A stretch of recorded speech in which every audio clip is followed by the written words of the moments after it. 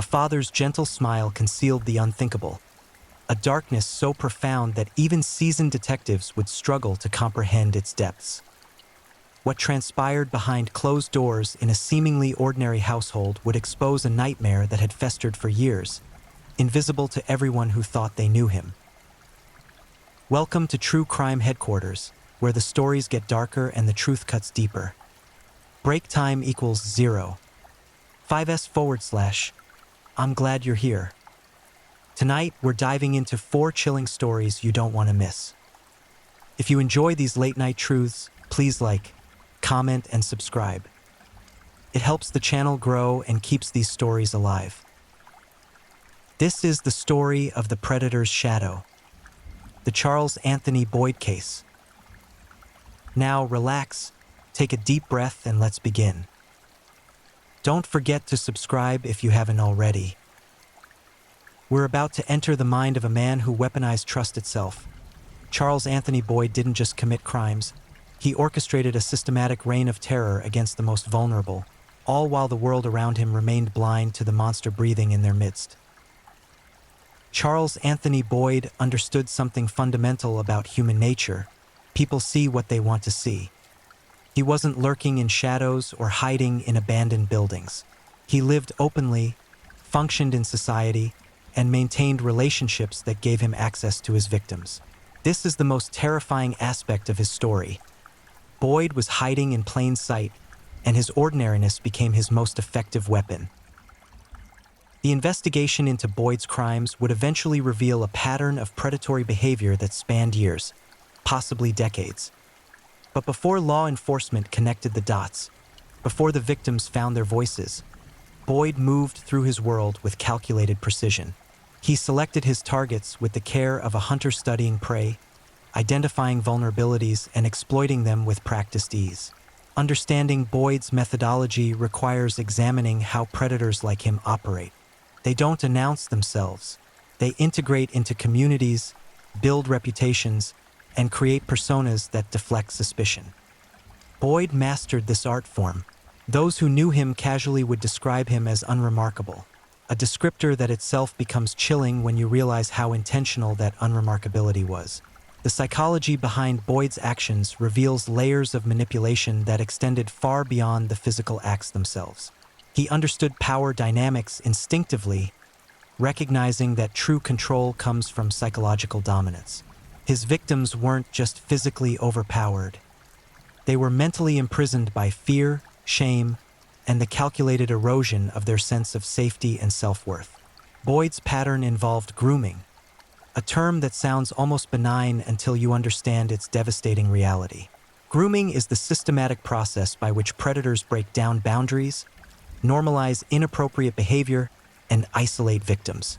It's a gradual corruption that happens so incrementally that victims often don't recognize what's occurring until they're already trapped. The environments Boyd navigated gave him opportunities.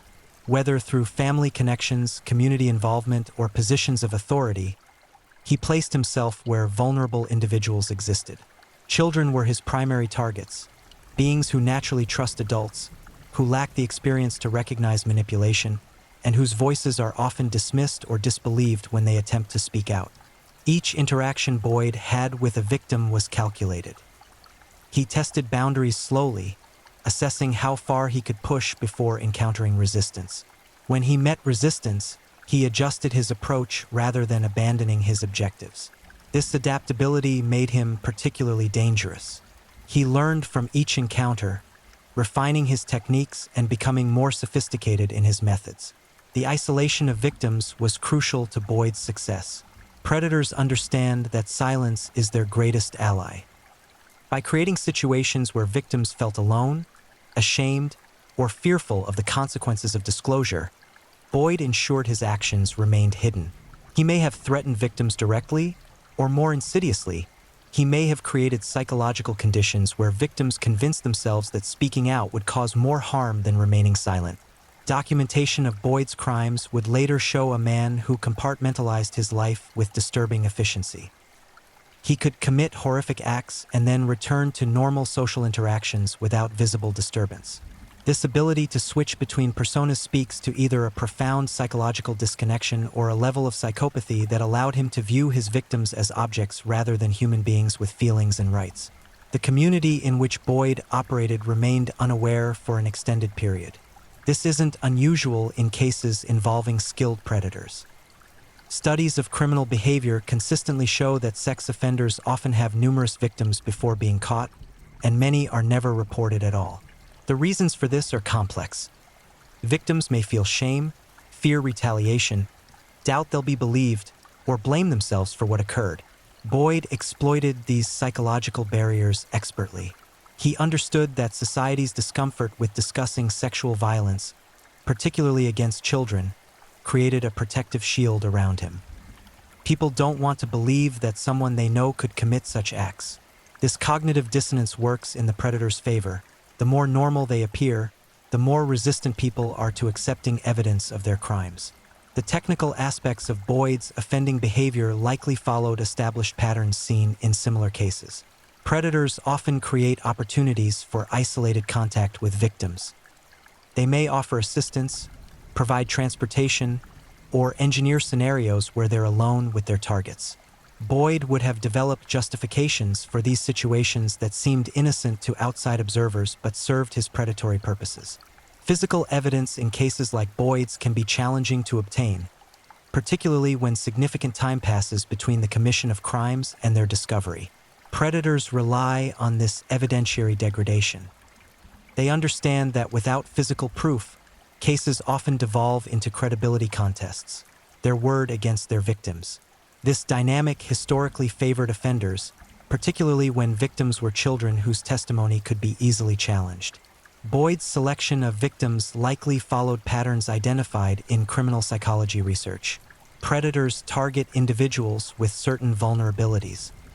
Children from troubled homes, those with absent parents, individuals seeking attention or affection, or those who have already experienced trauma and may be less likely to report additional abuse.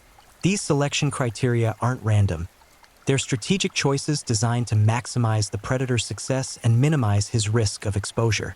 The duration of Boyd's offending is particularly disturbing. Unlike crimes of passion or opportunistic offenses, sexual predation typically involves repeated behavior over extended periods. Each successful victimization reinforces the predator's sense of invulnerability and may escalate the severity or frequency of offenses. Boyd's criminal timeline, when fully documented, likely revealed this pattern of escalation. Manipulation extended beyond the victims themselves to the broader environment. Predators often cultivate relationships with parents, community members, or authority figures who might otherwise be protective. By building trust with these individuals, they create additional barriers to detection. If a child tries to disclose abuse, their claims may be dismissed because he's such a good person, or he would never do something like that. The psychological damage inflicted by offenders like Boyd extends far beyond the physical acts. Victims carry trauma that affects their ability to form relationships, trust others, and function in daily life. Some develop substance abuse problems as coping mechanisms. Others struggle with depression, anxiety, or post-traumatic stress disorder. The ripples of Boyd's actions spread outward, affecting not just his direct victims but their families and communities. Understanding how Boyd evaded detection requires examining the systemic failures that allow predators to operate. Inadequate communication between agencies, reluctance to investigate respected community members, insufficient training in recognizing signs of abuse, and cultural taboos around discussing sexual violence all contributed to creating an environment where Boyd could thrive. The moment of discovery, when it finally came, likely resulted from either a victim finding the courage to come forward or evidence emerging that could no longer be ignored. These cases rarely unravel because of proactive investigation. More commonly, they come to light when victims reach a point where remaining silent becomes more painful than speaking out, or when law enforcement stumbles across evidence during unrelated investigations. Something shifted. Perhaps a victim found strength in numbers, connecting with others who had suffered similarly. Maybe someone witnessed something they couldn't unsee or ignore. Whatever the catalyst, the carefully constructed facade Charles Anthony Boyd had maintained began to crack. And once that process started, it accelerated with devastating momentum.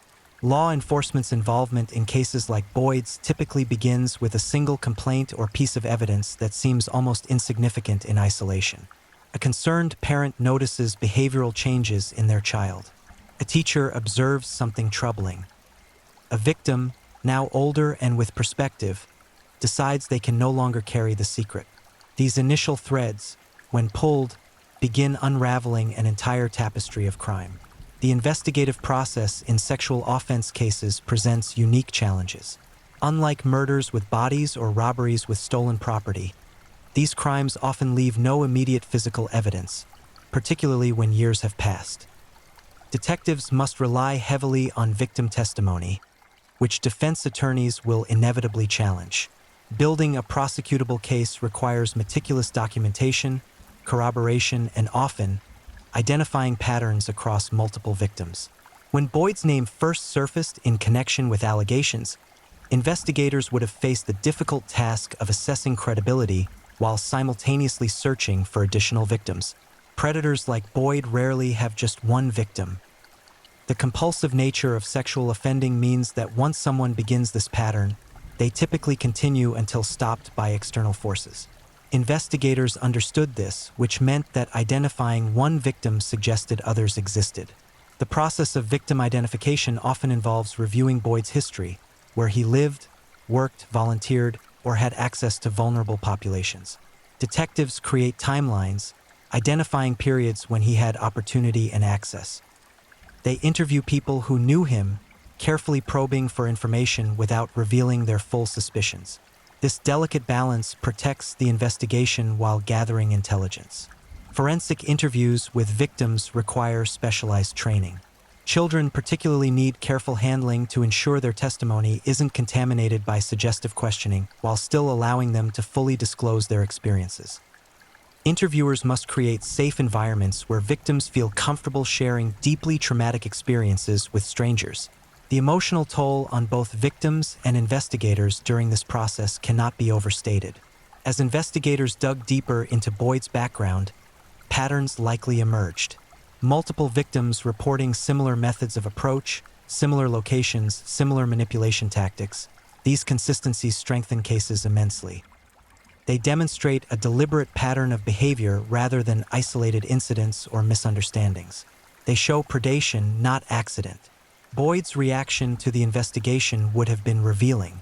Predators typically respond in predictable ways when confronted. Denial, minimization, victim blaming, or claims of misunderstanding. Some attempt to flee. Others lawyer up immediately and refuse all cooperation. A few try to manipulate the narrative, positioning themselves as the real victims of false accusations. Each response provides investigators with additional insight into their suspect's psychology and potential guilt. The legal machinery began moving with its characteristic combination of frustrating slowness and sudden acceleration. Search warrants were obtained, allowing investigators to examine Boyd's residence, vehicles, and electronic devices. Digital forensics have become crucial in modern investigations. Computers and phones often contain evidence that directly contradicts a suspect's claims or provides documentation of their crimes through searches, communications, or stored materials. Discovery of evidence that corroborates victim testimony becomes a pivotal moment in investigations. Whether it's correspondence with victims, photographs, search histories revealing interest in illegal content, or anything else that demonstrates guilty knowledge or intent, such findings transform cases from he said, she said scenarios into prosecutable crimes with documentary support. The community's reaction to Boyd's arrest likely followed a familiar pattern. Shock, disbelief, division between those who accepted the allegations and those who insisted on his innocence despite mounting evidence. Communities struggle with these revelations because they force uncomfortable reckonings with how predators operated undetected in their midst. Some rally around victims. Others attack them, unable to reconcile their perception of the accused with the reality of his actions. Additional victims often come forward once an arrest becomes public.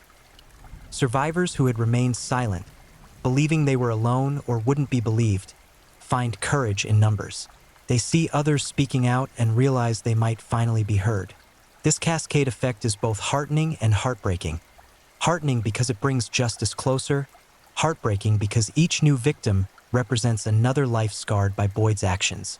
The prosecution phase involves strategic decisions about which charges to file. In cases with multiple victims and numerous offenses, prosecutors must balance the desire to hold offenders accountable for every crime against practical considerations about jury fatigue, evidence strength, and trial manageability. Often, prosecutors select the strongest cases to bring to trial while holding others in reserve. Plea negotiations frequently occur in sexual offense cases. Defendants, facing overwhelming evidence and the prospect of lengthy trials where victims will testify in graphic detail, sometimes accept plea agreements. These negotiations involve painful calculations. Prosecutors must weigh certain conviction through plea against the possibility of more time through trial conviction, balanced against the trauma of requiring victims to testify. Boyd's defenders, whether family members or those who knew him casually, might have struggled with cognitive dissonance. How could someone they thought they knew commit such acts? This disbelief sometimes manifests as hostility toward victims or investigators rather than acceptance of the accused guilt. Understanding that ordinary-seeming people commit extraordinary evil challenges fundamental assumptions about human nature and our ability to judge character. The media coverage of Boyd's case would have drawn attention to broader issues of child safety, institutional failures, and the prevalence of sexual abuse. True crime fascination meets legitimate public interest when cases like this emerge. Communities want answers. How did this happen? Were there warning signs missed? Could this happen again? These questions demand honest assessment of systemic vulnerabilities. Victim impact extends far beyond the individuals directly harmed. Parents of victims experience profound guilt, questioning whether they missed signs or failed to protect their children. Siblings feel betrayed and confused. Extended family members grapple with how to process the reality that someone they trusted violated the most sacred boundaries. The community itself must confront uncomfortable truths about vulnerability and vigilance. Boyd's incarceration pending trial removed him from society, preventing further victimization. This protective function of the criminal justice system often goes underappreciated. Whatever Boyd's eventual sentence, his arrest and detention immediately stopped his ability to harm others. For communities, this provides a sense of safety that had been violated by his presence. The psychological evaluation of Boyd, if conducted, would have attempted to assess his mental state, risk factors, and future danger to society. Forensic psychologists specialize in evaluating sex offenders, looking for markers of various disorders, assessing honesty and remorse, and predicting recidivism risk. These evaluations inform sentencing recommendations and treatment possibilities.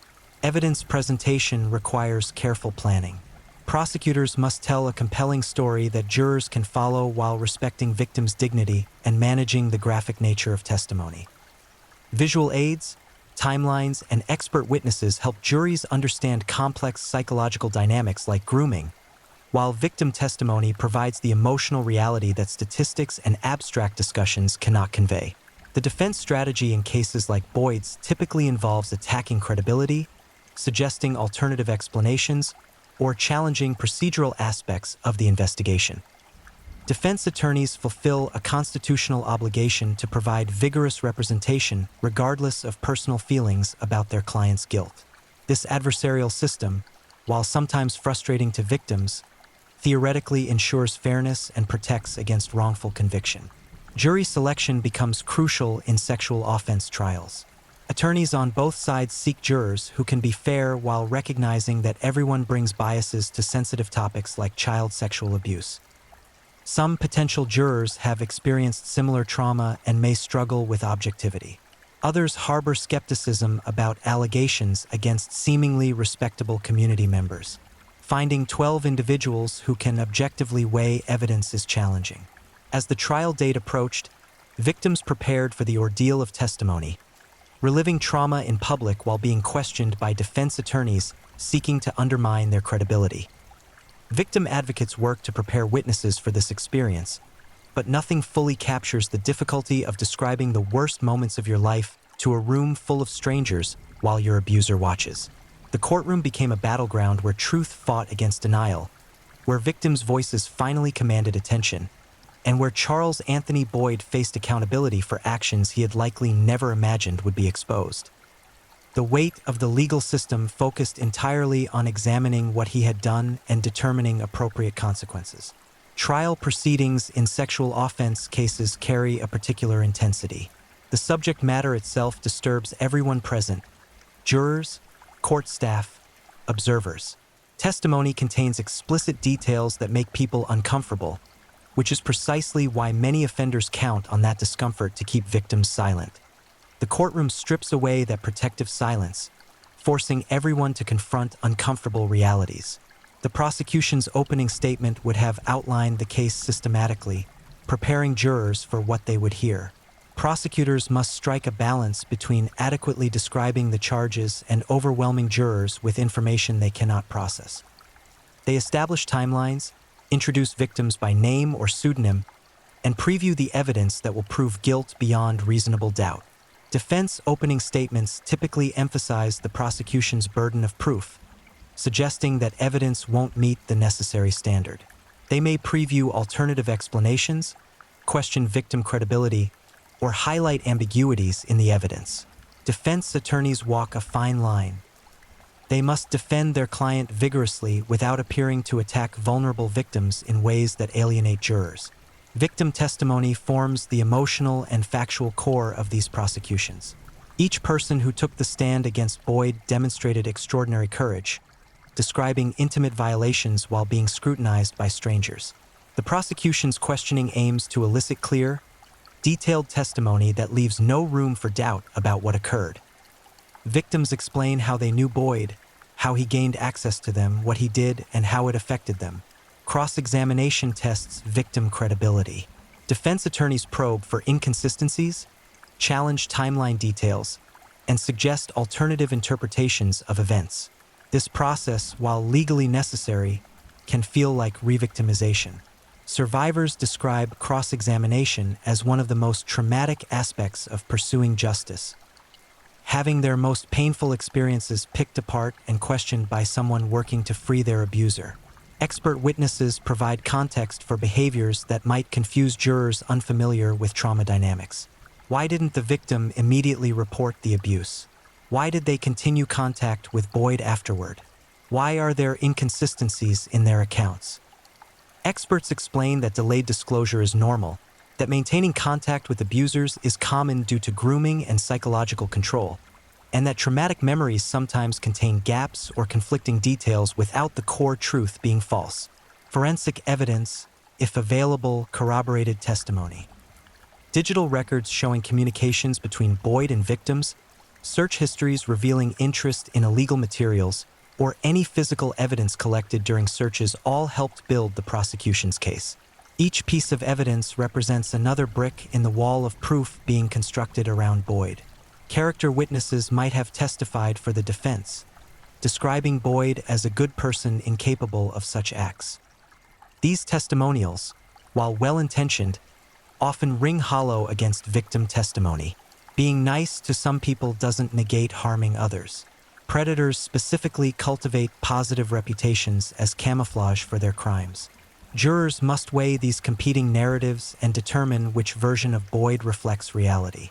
The prosecution's case likely included pattern evidence if allowed by the judge. When multiple victims describe similar methods, similar locations, similar grooming techniques, it demonstrates not accident or misunderstanding but deliberate predatory behavior.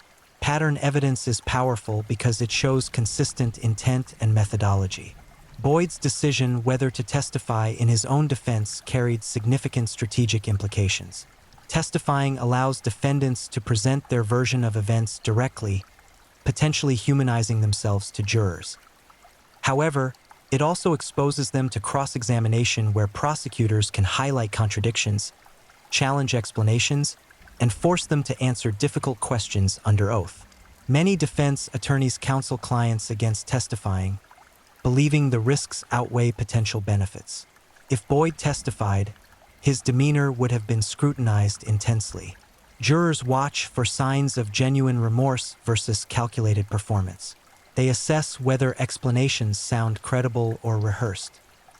They compare his version of events against victim testimony and physical evidence.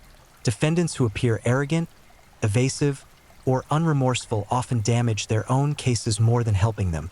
Closing arguments represent each side's final opportunity to persuade jurors. Prosecutors synthesize evidence into a cohesive narrative proving guilt beyond reasonable doubt. They remind jurors of victim testimony, highlight corroborating evidence, and address any weaknesses in their case directly rather than leaving them for the defense to exploit. The emotional weight of what victims endured permeates these final statements. Defense closing arguments emphasize reasonable doubt, attacking the prosecution's case wherever possible. They highlight inconsistencies, question motives, and remind jurors that conviction requires certainty, not suspicion or probability. They ask jurors to imagine themselves in the defendant's position, accused of terrible acts based on testimony that might be mistaken or fabricated. Jury instructions provide the legal framework within which jurors must operate. Judges explain elements of each charged offense, define legal terms, and outline the burden of proof. Jurors must understand that they evaluate each charge separately, that they cannot convict based on sympathy or prejudice, and that guilt must be proven beyond reasonable doubt, a high but not impossible standard. Deliberations behind closed doors involve 12 strangers wrestling with disturbing evidence and determining another human being's fate. Discussions range from careful evidence analysis to emotional reactions to testimony. Personality dynamics emerge as natural leaders and skeptics shape conversation. Sometimes consensus comes quickly. Other times, jurors remain deadlocked despite extensive deliberation.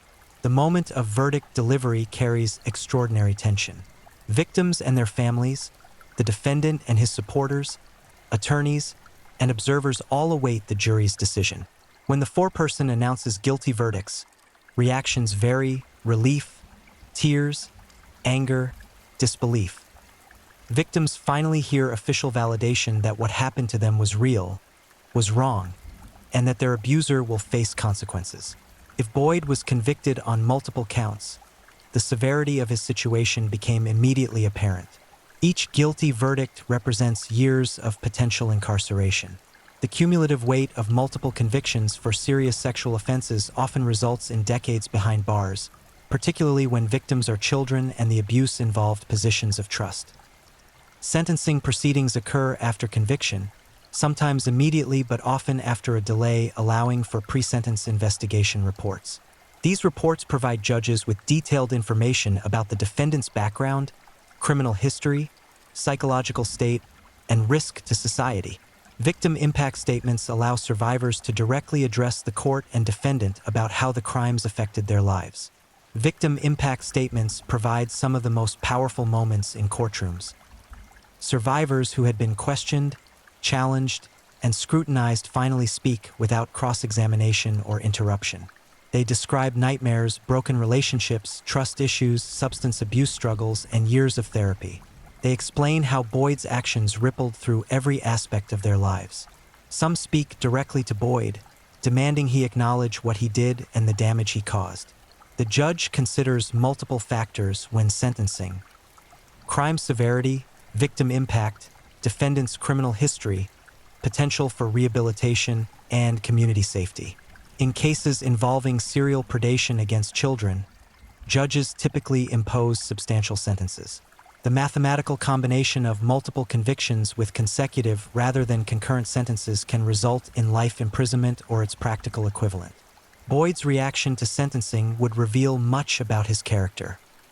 Some offenders maintain innocence despite conviction. Others express remorse that may be genuine or performative. A few show anger or defiance. Whatever his reaction, the sentence represents society's official condemnation of his actions and commitment to protecting potential future victims from him. Appeals are standard in serious criminal cases. Boyd's defense team would file appeals challenging various aspects of the trial, evidentiary rulings, jury instructions, procedural issues. Most appeals fail because trial judges are experienced in preventing reversible errors, and appellate courts are reluctant to overturn jury verdicts absent significant legal mistakes affecting trial fairness. The incarceration phase begins Boyd's separation from society.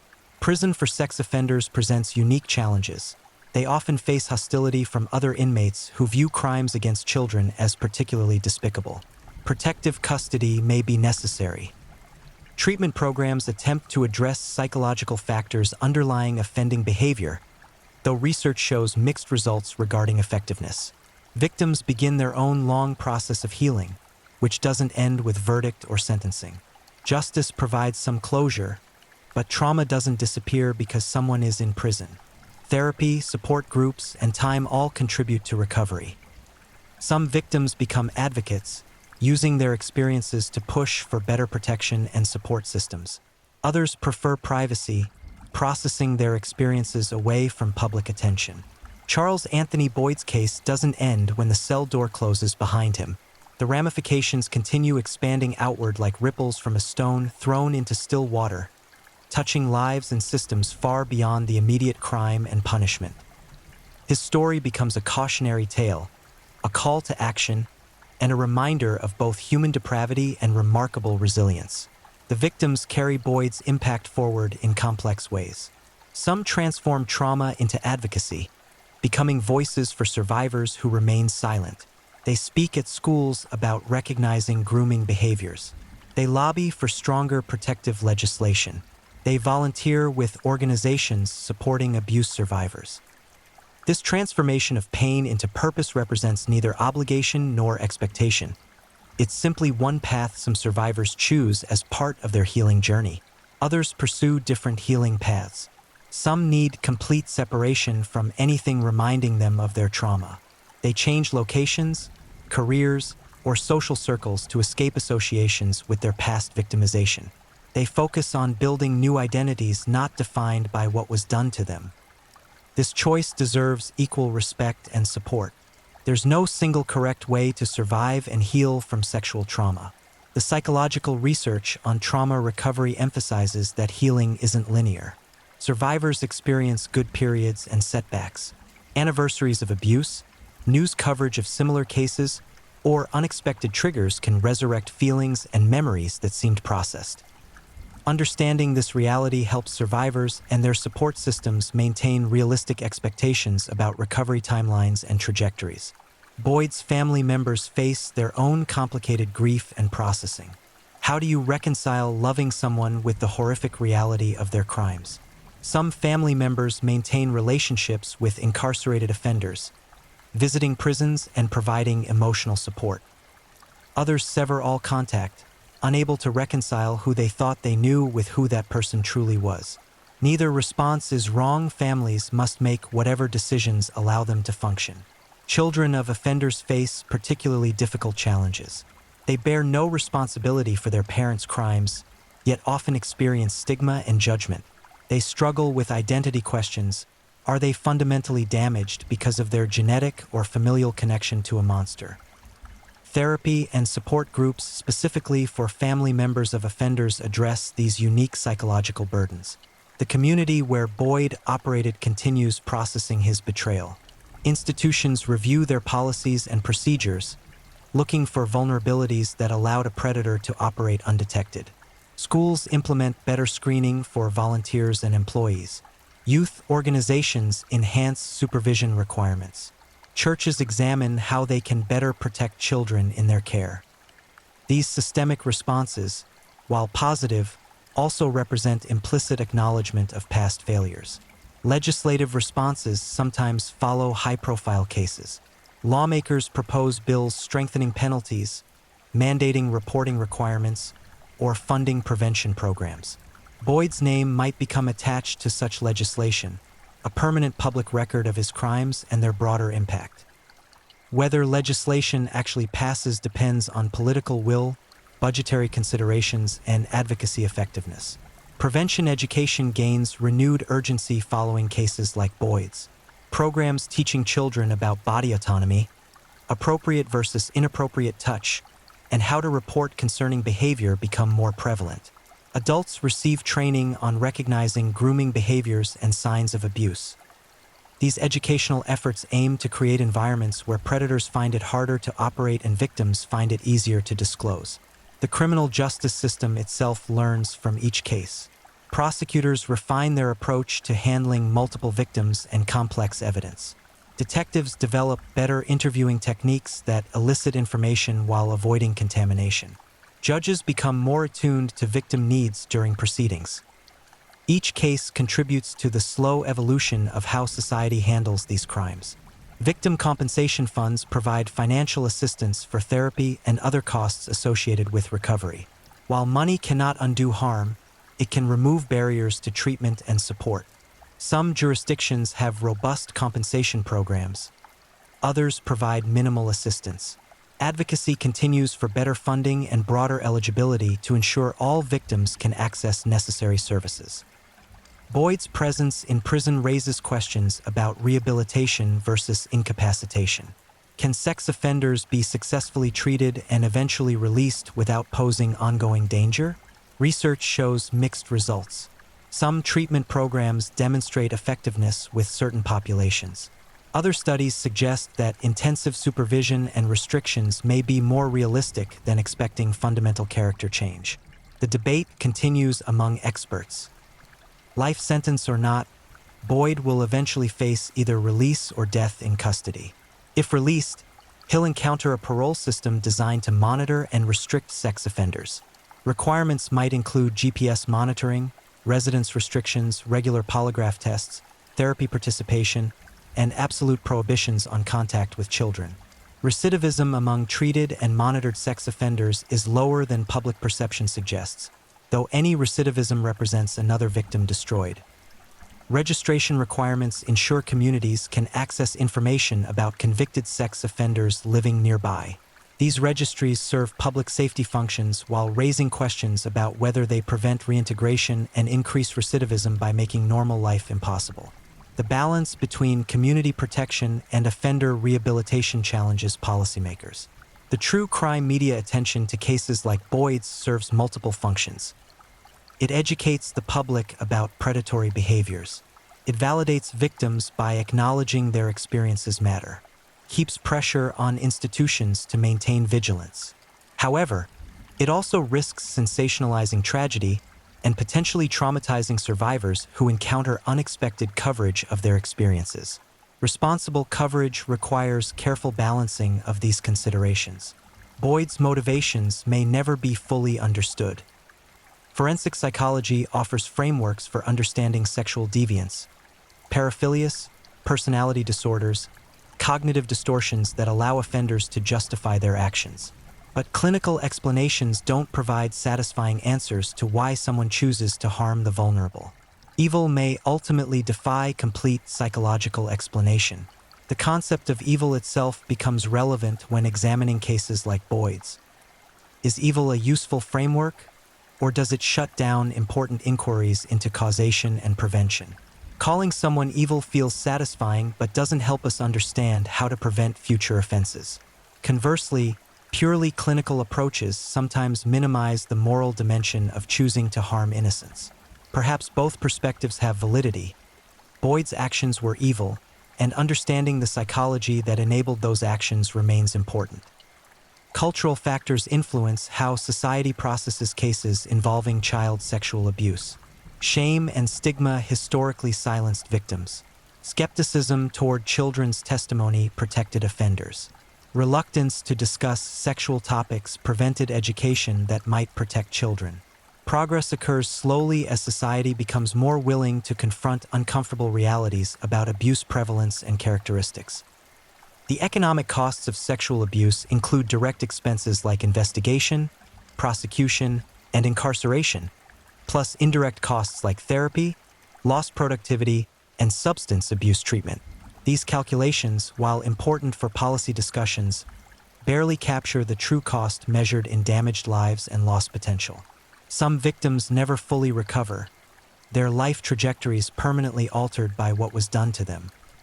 Male victims of sexual abuse face particular challenges in disclosing and accessing support.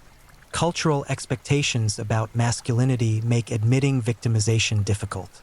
Myths about abuse, that boys can't be victims, that male victims inevitably become offenders themselves, that same-sex abuse means the victim is gay, create additional barriers to reporting and healing. Boyd's case, depending on his victim selection, might have highlighted these gender-specific challenges. The role of technology in modern child sexual abuse cases presents new challenges. Online grooming, production and distribution of child sexual abuse material, and use of technology to coordinate contact with victims all represent evolving threats. Investigators must develop technical expertise alongside traditional investigative skills. Boyd's digital footprint, whatever it contained, likely played a significant role in building the case against him. Mandated reporter laws require certain professionals, teachers, doctors, therapists, coaches, to report suspected abuse. These laws attempt to create safety nets that catch abuse before it escalates. However, effectiveness depends on reporters recognizing signs of abuse and systems responding appropriately once reports are made. Both elements require constant attention and improvement. The intersection of Boyd's case with broader social movements against sexual violence demonstrates how individual cases contribute to collective consciousness. The Me Too movement, increased awareness of institutional abuse, and growing willingness to believe victims all create environments where predators face greater accountability. Each person who speaks out makes it slightly easier for the next person to be heard. Forgiveness becomes a complex personal question for victims. Some find peace through forgiving their abusers, not to excuse actions but to release themselves from carrying hatred. Others never forgive and shouldn't feel obligated to. Forgiveness is not required for healing. Boyd deserves neither forgiveness nor has the right to expect it. How victims process their relationships with their abuser is entirely their decision. The lasting legacy of Boyd's crimes extends beyond individual victims to affect how society understands and responds to child sexual abuse. Each case contributes data to our understanding of predatory behavior. Each victim who speaks out normalizes disclosure and reduces stigma. Each successful prosecution demonstrates that accountability is possible. Tragedy contains no silver lining, but humanity's response to tragedy can create meaning from meaninglessness. Years from now, Boyd will be remembered not for any positive contribution but solely for the harm he caused. His name will be associated with betrayal, predation, and destroyed innocence. This is appropriate. Those he harmed deserve to see their truth acknowledged and their abuser held accountable. Society deserves to remember that predators exist, operate in plain sight, and must be actively guarded against. The survivors of Boyd's abuse deserve the final word.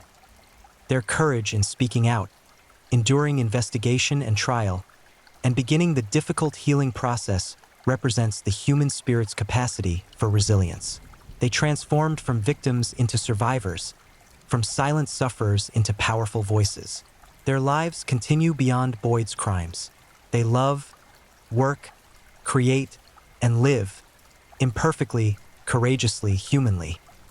This case reminds us that protecting the vulnerable requires constant vigilance, willingness to believe the unthinkable, and commitment to justice regardless of difficulty. Charles Anthony Boyd exploited every weakness in systems designed to protect children. The appropriate response involves learning from those failures, strengthening protections, supporting survivors, and ensuring that accountability follows discovery of abuse. The darkness Boyd represented doesn't disappear when one predator is imprisoned. Others remain hidden, continuing their crimes. But each time society chooses to believe victims, prosecute offenders, and prioritize child safety over adult convenience, we push back against that darkness. Boyd's story is one of many, but it matters because every victim matters, every crime matters, and every choice to stand against evil matters. If you're new here, welcome to the channel, where we dive into true crime stories with calmness and respect. A special shout out to my amazing subscribers who've been with me from the start. Thank you for your incredible support. If you're still with me, drop a comment. Let me know where you're tuning in from and what time it is in your part of the world. Or just say hello so I know you're still here. And if you haven't already, Make sure to like this video and hit subscribe so you won't miss any of our upcoming true crime stories perfect for winding down. Now, let's move on to our second story. Story 2. The Surgeon of Silence. Blood doesn't always scream when it spills. Sometimes it whispers, and Charles Barr made certain his victims never got the chance to do either. They called him the gentleman, polite, soft-spoken, the kind of neighbor who'd help carry your groceries, the type of colleague who remembered your coffee order. Charles Barr wore kindness like a second skin, and no one suspected that beneath his practiced smile lived something ancient and unspeakable, a hunger that couldn't be satisfied, only fed. For over 3 decades, he moved through the shadows of America's heartland, leaving behind a trail of bodies so meticulously destroyed that investigators would later describe his crime scenes not as murders, but as surgical demonstrations. This is the story of a killer who didn't just take lives. He dismantled them, piece by careful piece, with the precision of a craftsman and the coldness of winter steel. What you're about to hear will disturb you. It should. Because Charles Barr didn't see people when he looked at his victims. He saw projects. And by the time anyone realized what he truly was, 17 families had already been shattered beyond repair. Their loved ones reduced to evidence bags and unsolved case files that haunted detectives for years. This is the complete, unfiltered account of one of America's most methodical killers. A man who turned murder into an art form and nearly got away with it all. Charles Raymond Barr entered this world on a frigid February morning in 1952, in a small Nebraska town where everyone knew everyone, and secrets festered behind white picket fences like rot beneath fresh paint. His childhood home stood at the end of Maple Street, a 2-story colonial that looked picture-perfect from the outside but concealed horrors that would shape a killer. His father, Raymond Barr Sr., worked as a quality control inspector at the local meatpacking plant. He was a tall, severe man with hands like worn leather and eyes that held no warmth, even when he smiled. Raymond Sr. believed in discipline, the kind that left marks hidden beneath clothing, the kind that taught a young boy that pain was love's truest expression. Charles learned early to read the subtle shifts in his father's mood. The way his jaw tightened before a beating, the particular silence that preceded violence. But it was his mother, Eleanor, who planted the darkest seeds. A former nurse who'd lost her license under circumstances the family never discussed, Eleanor maintained an obsession with anatomy that bordered on pathological. The basement of their home had been converted into what she called her study, a clinical space filled with medical textbooks, anatomical charts, and preserved specimens in formaldehyde jars that caught the light like trapped souls. She would spend hours down there, and sometimes, when Charles was very young, she'd take him with her. The human body is a machine, she'd tell him, her fingers tracing the diagrams of muscles, organs, circulatory systems. Beautiful in its complexity, fragile in its construction. You need to understand how things work, Charles, how they come apart.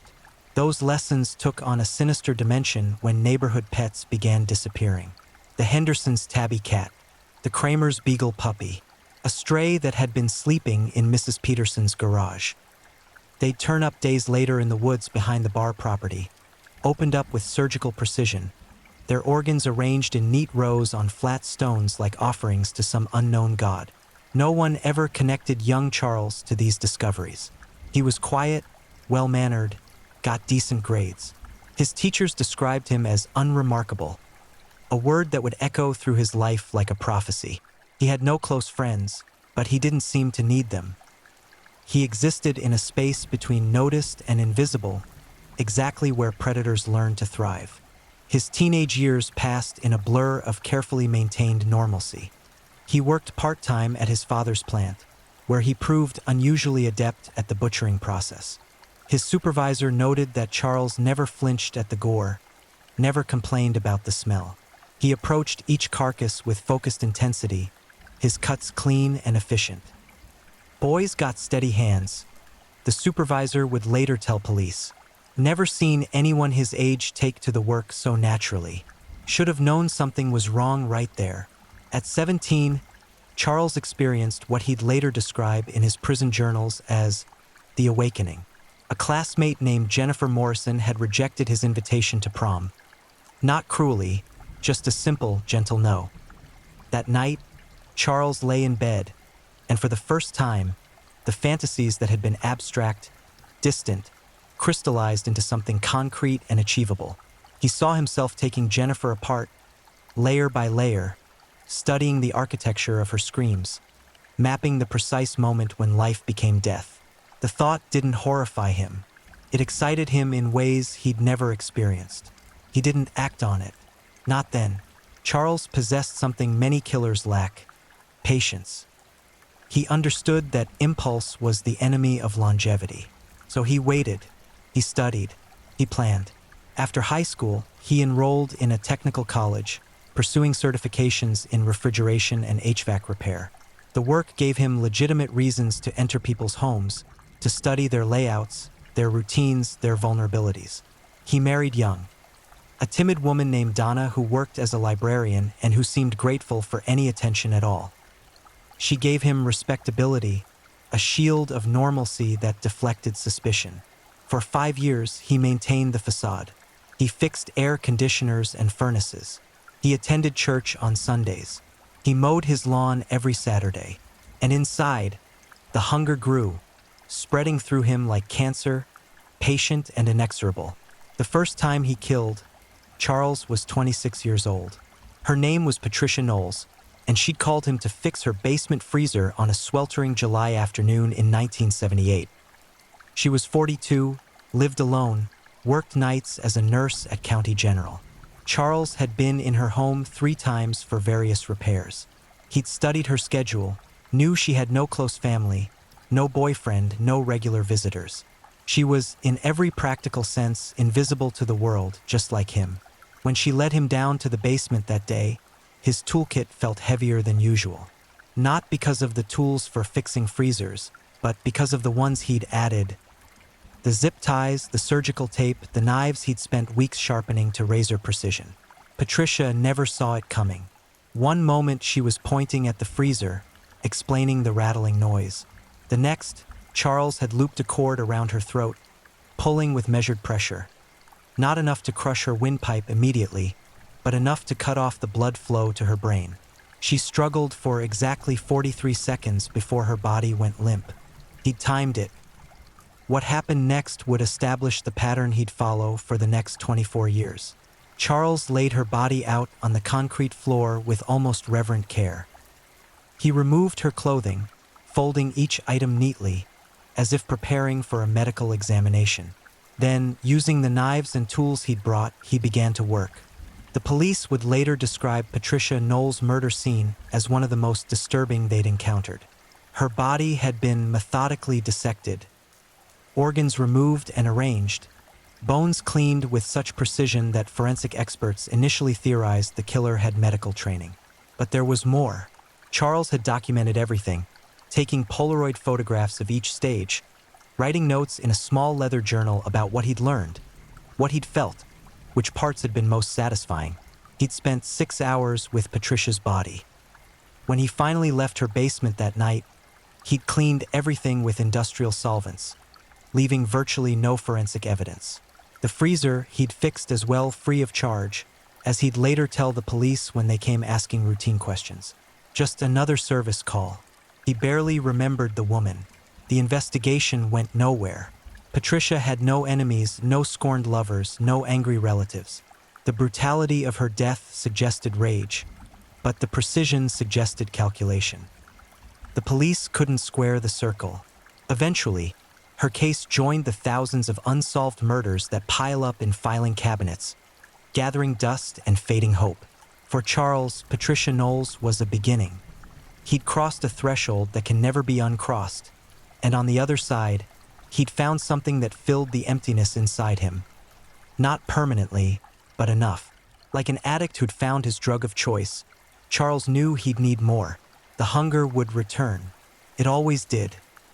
He waited 16 months before killing again. This time, a young man named Thomas Chun who'd hired him to install a new heating system. Then a woman named Sarah Bridges 8 months after that.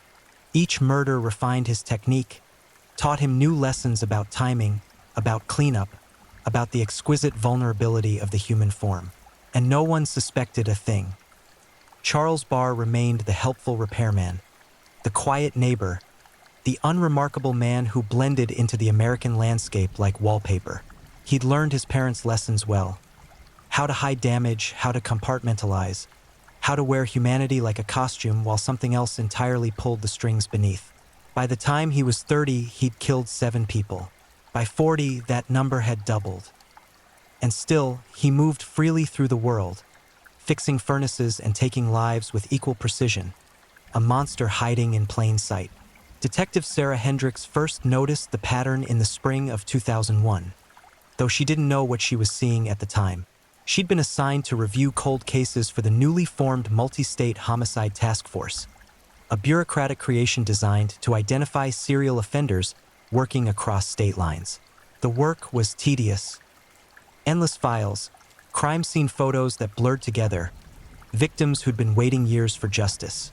Then she found the anomaly. 3 murders spread across Nebraska, Iowa, and Kansas. Separated by years, different victim profiles, but sharing one disturbing commonality: the level of post-mortem mutilation. Not random violence or frenzied attacks, but careful, deliberate dissection. Organs removed with surgical precision. Bones cleaned and sometimes rearranged. Crime scenes that looked less like murders and more like autopsies performed by someone who understood anatomy at a profound level. Hendricks spent the next 6 months building her case. She cross-referenced HVAC repair records, service calls, work orders. She interviewed families who'd hired repairmen around the time their loved ones vanished. She mapped geographical patterns, looking for overlap. Charles Barr's name appeared 17 times in her investigation. 17 connections to 17 bodies found in 17 locations across the Midwest. The odds of coincidence collapsed under the weight of evidence. But knowing and proving are different things entirely. By 2002, when Hendricks finally convinced her superiors to obtain a search warrant for Charles Barr's property, he'd been killing for 24 years. His marriage to Donna had ended in divorce. She'd left him in 1995, citing emotional distance, never knowing she'd slept next to a monster for over a decade. He lived alone now in a modest ranch house on the outskirts of Lincoln, Nebraska, working his repair business, maintaining his invisibility. The search of his property yielded horrors that would take investigators months to catalog. Behind a false wall in his garage, they found his trophy room. Shelves lined with jars containing preserved tissue samples from his victims. Photographs, hundreds of them, documenting every stage of every murder. The leather journals where he'd recorded his thoughts, his techniques, his evolution as a killer. He'd kept finger bones arranged in small boxes labeled with dates and initials. He'd saved locks of hair, tied with ribbon like keepsakes from a lover. Most disturbing was the video footage. Charles had begun recording his murders in the mid-1990s, once the technology became accessible and compact. The tapes showed everything: the abductions, the killings, the methodical dismemberment that followed. He narrated some of them, his voice calm and analytical, as if delivering a lecture on mechanics rather than documenting the destruction of human beings. Subject is a 34-year-old male, approximately 170 pounds. His voice came through on one tape, clinical and detached. Initial incision along the thoracic cavity reveals excellent organ preservation. Note the color of the liver. Slightly enlarged, likely alcoholic. The heart shows some arterial plaque, but otherwise healthy. Subject remained conscious longer than anticipated, approximately 4 minutes after initial cutting. Interesting data point. The subject was Marcus Wheaton, a divorced father of 2 who'd hired Charles to fix his air conditioning during a heat wave in 1997. Marcus had been reported missing, but his body was never found. The tape showed why. Charles had dissolved most of it in industrial chemicals, keeping only select pieces for his collection. When they finally arrested Charles Barr on October 18, 2002, he was fixing a furnace at an elderly widow's home. He didn't resist, didn't run. He simply set down his tools, wiped his hands on his work pants, and asked if he could grab his jacket. The widow watched in confusion as officers led away the nice young man who'd been so helpful, who'd given her a senior discount, who'd promised to check on her again next month free of charge. During interrogation, Charles was cooperative to the point of being helpful. He corrected investigators when they misidentified victims. He provided details about murders they hadn't connected to him. He drew maps showing where he'd buried remains. He explained his methods with the enthusiasm of a craftsman discussing his trade. "You want to understand why," he said during one recorded session, his voice carrying the same flat effect that characterized all his speech. "People always want to understand why, but there is no why that will satisfy you. I did it because I wanted to, because it filled something empty, because I could. Does that help?" Detective Hendricks, who conducted many of the interviews, later described the experience as profoundly unsettling. "He wasn't trying to shock us or play games," she said. "He was just explaining, the way you'd explain how to change a tire or bake a cake. There was no emotion attached to it. These people he'd tortured and killed, they weren't people to him. They were projects, materials. He felt no more remorse about them than you or I would feel about throwing away a paper cup." The body count climbed as Charles revealed his full history.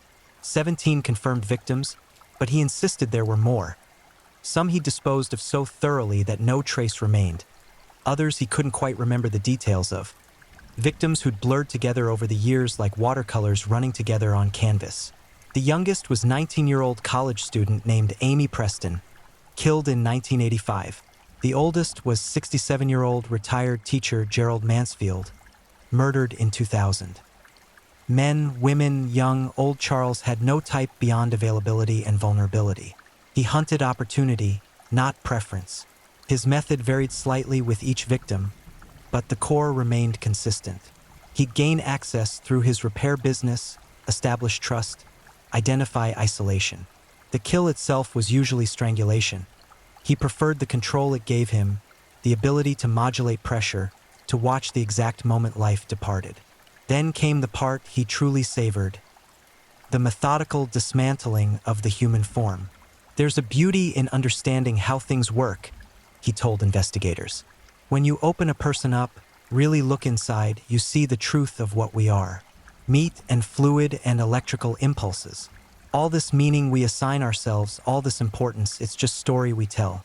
Underneath, we're just machines. Complicated ones, sure, but machines nonetheless. I just studied the blueprints more carefully than most." He described specific murders with disturbing clarity. The way Linda Hartwell's blood had pooled on her kitchen floor, creating patterns he'd photographed from multiple angles. How Robert Chang's screams had changed pitch when he realized begging wouldn't work. The surprising weight of human organs when removed from the cavity that housed them. The different textures of tissue, how muscle felt compared to fat, how tendons resisted the knife differently than skin. The families of his victims attended his trial in 2003. They sat through days of testimony, medical examiner reports, forensic evidence that painted pictures no one should have to see. Some wept openly.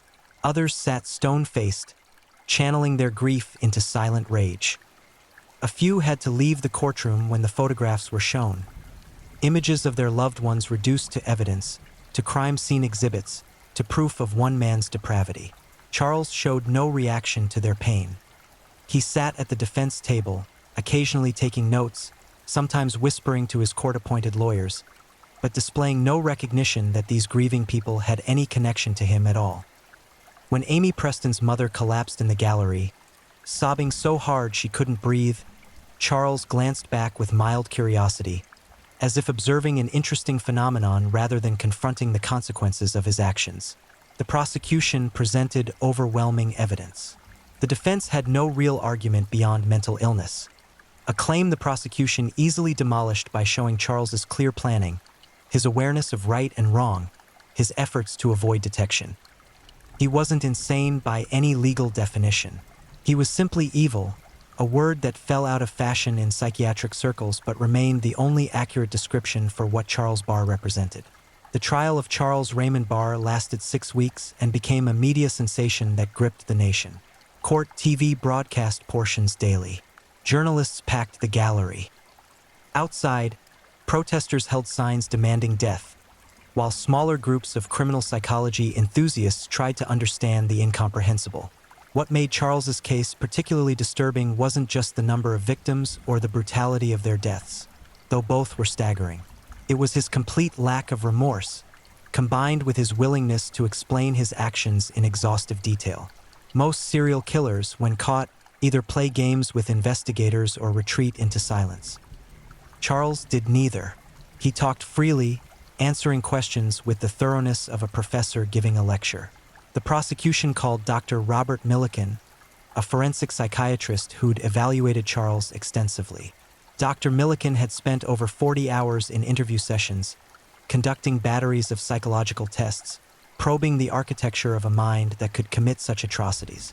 Mr. Barr presents with what we classify as severe antisocial personality disorder, DR. Millikan testified, but that clinical language doesn't capture the reality of what we're dealing with. He has no capacity for empathy. None. It's not that he chooses not to feel. He literally cannot.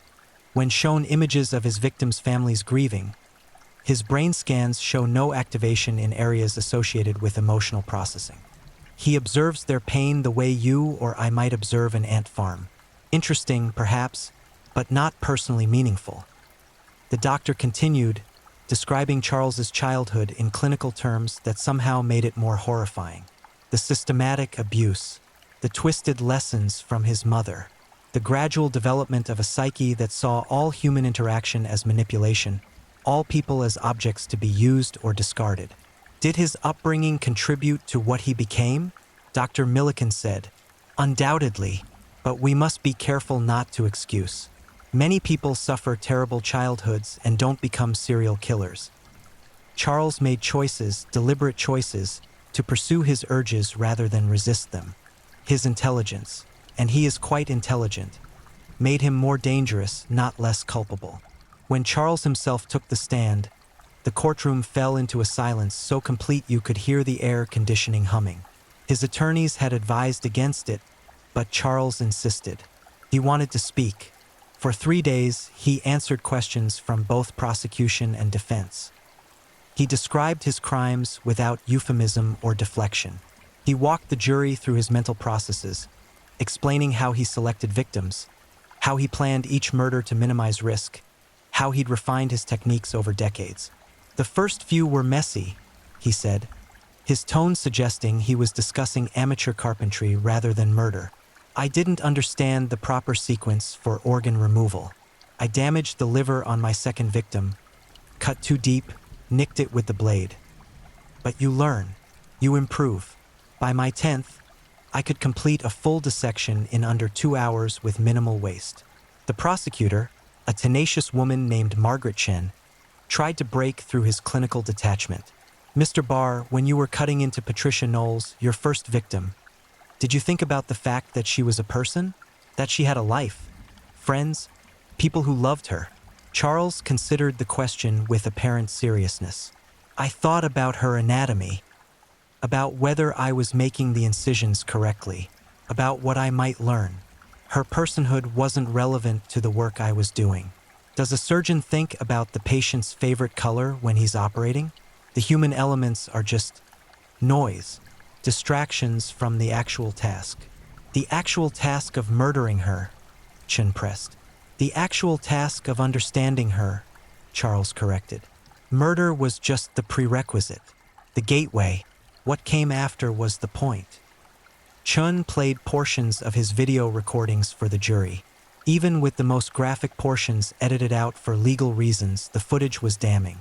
Charles's calm narration as he worked, the clinical environment he'd created, the careful documentation of every cut, every discovery.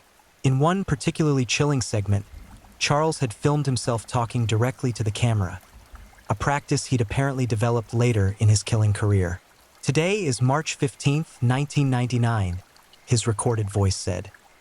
Subject is a 41-year-old female, Hispanic, approximately 130 pounds. She remained conscious longer than average, nearly 6 minutes after the initial thoracic incision. The sounds she made were interesting, Not quite words, more like attempts at words. The neurology of pain and speech production when the diaphragm is compromised. That's worth further observation. The subject was Maria Gonzalez, a single mother of 3 who'd hired Charles to install a new water heater. Her children had waited days for her to come home before calling police. The case had gone cold until Charles's arrest. Several jurors wept watching the footage. One requested a recess, unable to continue. Charles watched his own recordings with what appeared to be professional interest, occasionally nodding as if remembering particular details. The defense attempted to present mitigating factors. The abuse, the mother's influence, the possible neurological abnormalities that might explain his inability to feel empathy. They brought in their own experts who discussed brain chemistry and childhood trauma, painting a picture of a man whose capacity for normal human emotion had been destroyed before he'd even had a chance. But the prosecution's rebuttal was devastating. They called survivors, people who'd hired Charles for repair work and lived only because circumstances prevented him from acting. These witnesses described his behavior as perfectly normal, polite, professional, forgettable. He'd shown no signs of the monster lurking beneath. He'd controlled himself perfectly when it suited his purposes. This is not a man driven by uncontrollable impulses, Chan argued in her closing statement. This is a man who controlled himself with extraordinary discipline for over 2 decades. He held a job. He maintained relationships.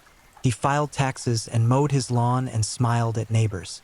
He controlled himself perfectly until he decided not to, until he found someone vulnerable enough, isolated enough, that he could indulge his desires without consequences. That's not mental illness. That's calculation. That's choice. And that's why he deserves no mercy. The jury deliberated for less than 8 hours.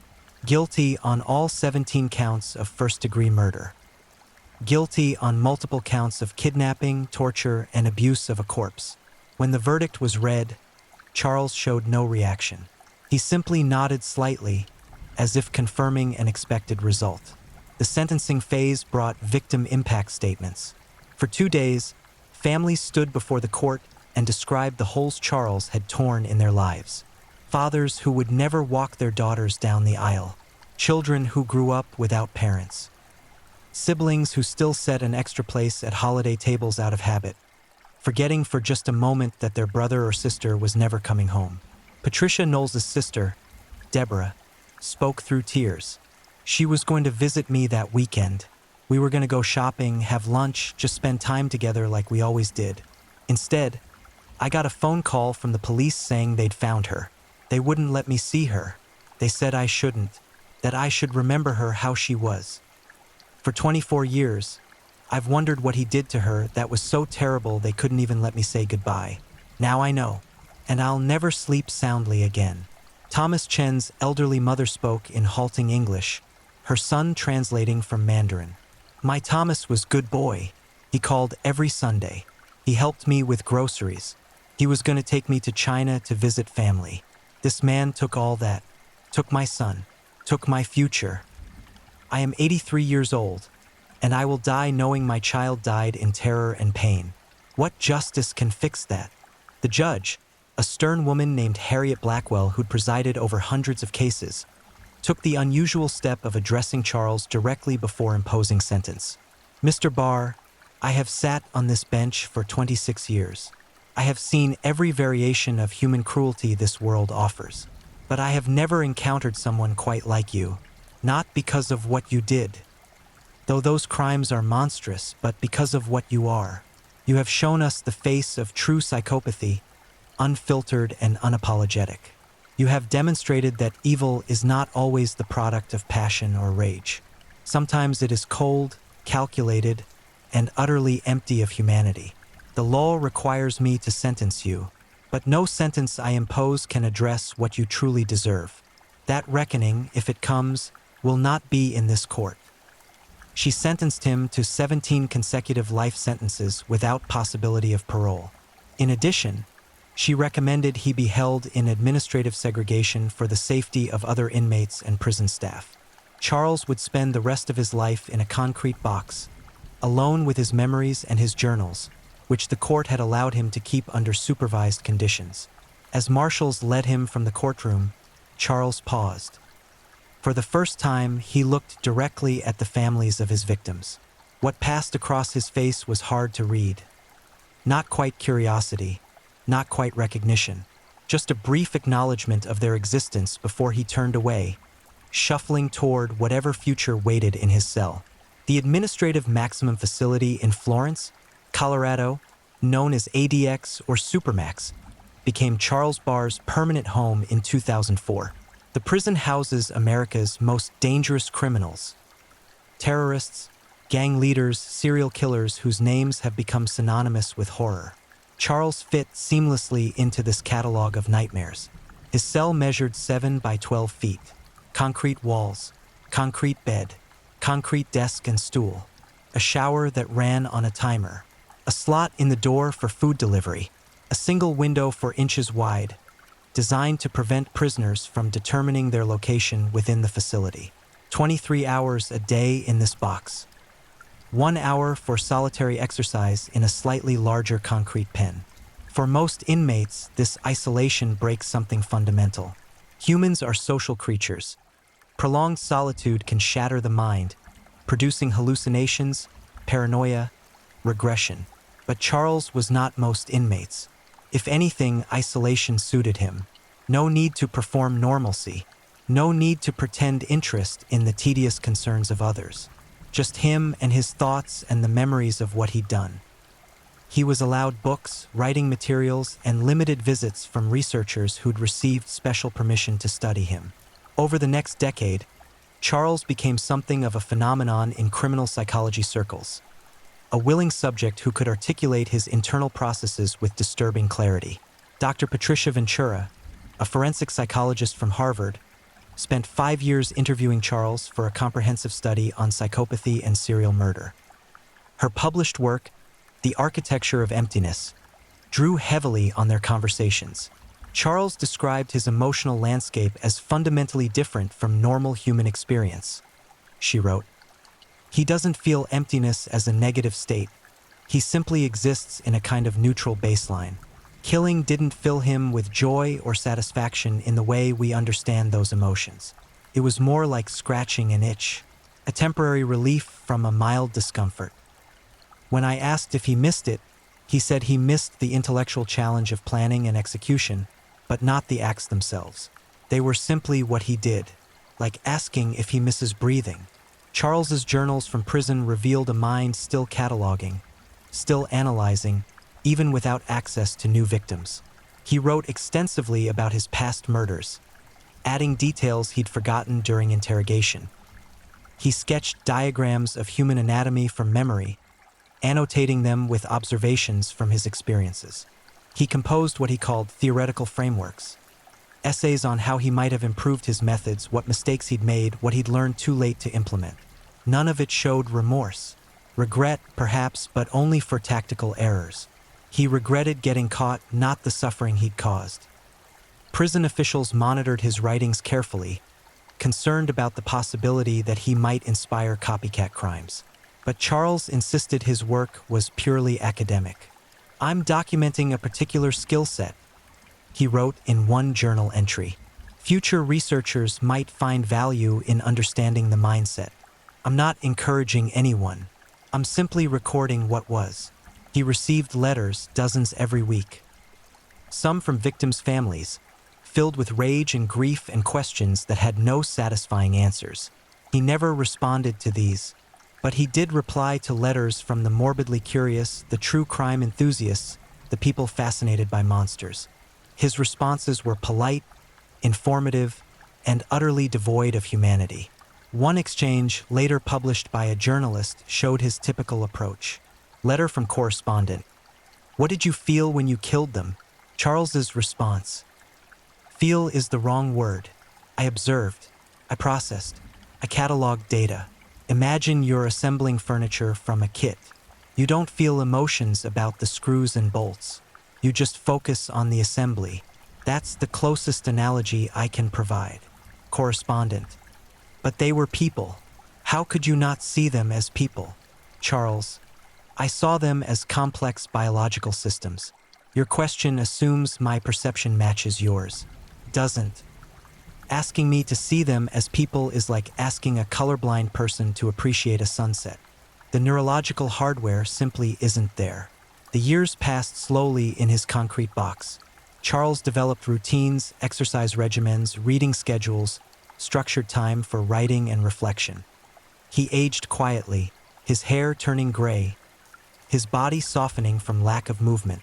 But his mind remained sharp, cataloging and analyzing even as the world outside changed and moved on. In 2012, Detective Sarah Hendricks, now retired from active police work, visited him. She'd devoted years to catching him, and part of her needed to understand what she'd caught. They sat across from each other in a small interview room, separated by reinforced glass. Charles looked older, smaller somehow, diminished by years of confinement. But his eyes held the same flat effect she remembered from interrogations. "Why did you agree to see me?" Hendricks asked. "Professional courtesy," Charles replied. "You did your job well. I did mine. We both understand our respective crafts. Murder isn't a craft. Of course it is. Every action requiring skill and practice is a craft. Society's moral judgment doesn't change the technical reality." Hendricks had prepared questions, but found herself asking something else entirely. "Do you ever think about them? The people you killed?" Charles considered this carefully. "I think about the work, the challenges each one presented, the solutions I developed, the individuals themselves." He shook his head slightly. "They were necessary components of the work, but not the point of it. Do you think about every criminal you arrested? Remember their names? Their faces, their personal details? That's different, is it? Or do we both simply categorize people differently? You see citizens and criminals. I saw materials and opportunities. Both are reductive frameworks. Neither treats people as fully realized humans. You're just more socially acceptable." The comparison was obscene, but Hendricks couldn't entirely refute it. She'd spent decades seeing people as cases, as clearance rates, as statistics in departmental reports. The difference, of course, was that she'd never tortured and murdered anyone. Intent mattered, outcome mattered, but Charles had made his point. From his perspective, he was simply operating under a different moral framework. One where traditional ethics didn't apply because he fundamentally didn't process human connection the way others did. "The families," Hendricks tried again, "their pain. Does that mean anything to you?" "I understand it intellectually," Charles said. "Loss produces grief. Grief produces specific behavioral and chemical responses. But do I feel anything about their pain? No. Should I? Probably according to social norms. But I don't. I never will." That capacity was either never developed or damaged too early to repair. So what's the point of pretending? Hendricks left that meeting feeling worse than when she'd arrived. She'd wanted some glimpse of humanity, some crack in the armor that would confirm that Charles was still, fundamentally, a person. Instead, she'd found exactly what she'd always known: a void in human form, capable of mimicking connection but utterly incapable of experiencing it. In 2018, Charles developed prostate cancer. He declined treatment. When asked why, he explained that he'd lived long enough to satisfy his curiosity about aging in confinement. He documented the experience thoroughly. Further extension seemed redundant. He died on March 22, 2019, at age 67, alone in his cell. Prison officials found him in his bunk, his journal open beside him. The final entry read, "Physical systems degrade. Cellular processes become inefficient. This is expected. The machine winds down. No particular meaning attaches to this beyond biological inevitability." His body was cremated according to his wishes. No service was held. No one claimed his ashes. The prison disposed of them according to standard protocol. His victims' families received notification of his death. Reactions varied. Some felt relief that he could never hurt anyone again. Others felt cheated. Death was too easy, too quick. compared to what he'd inflicted. A few felt nothing at all. They'd moved on years ago, built lives around the holes he'd left, and his death changed nothing fundamental. The case files remain in storage, 17 thick folders documenting 17 destroyed lives and the monster who destroyed them. Law enforcement academies still use his case as a teaching tool, an example of how serial killers can operate successfully for decades by exploiting trust and maintaining superficial normalcy. Charles Barr killed 17 people over 24 years. He dismantled them methodically, documented everything, felt nothing. He lived 77 years total, and for 67 of them, he was a predator wearing human skin.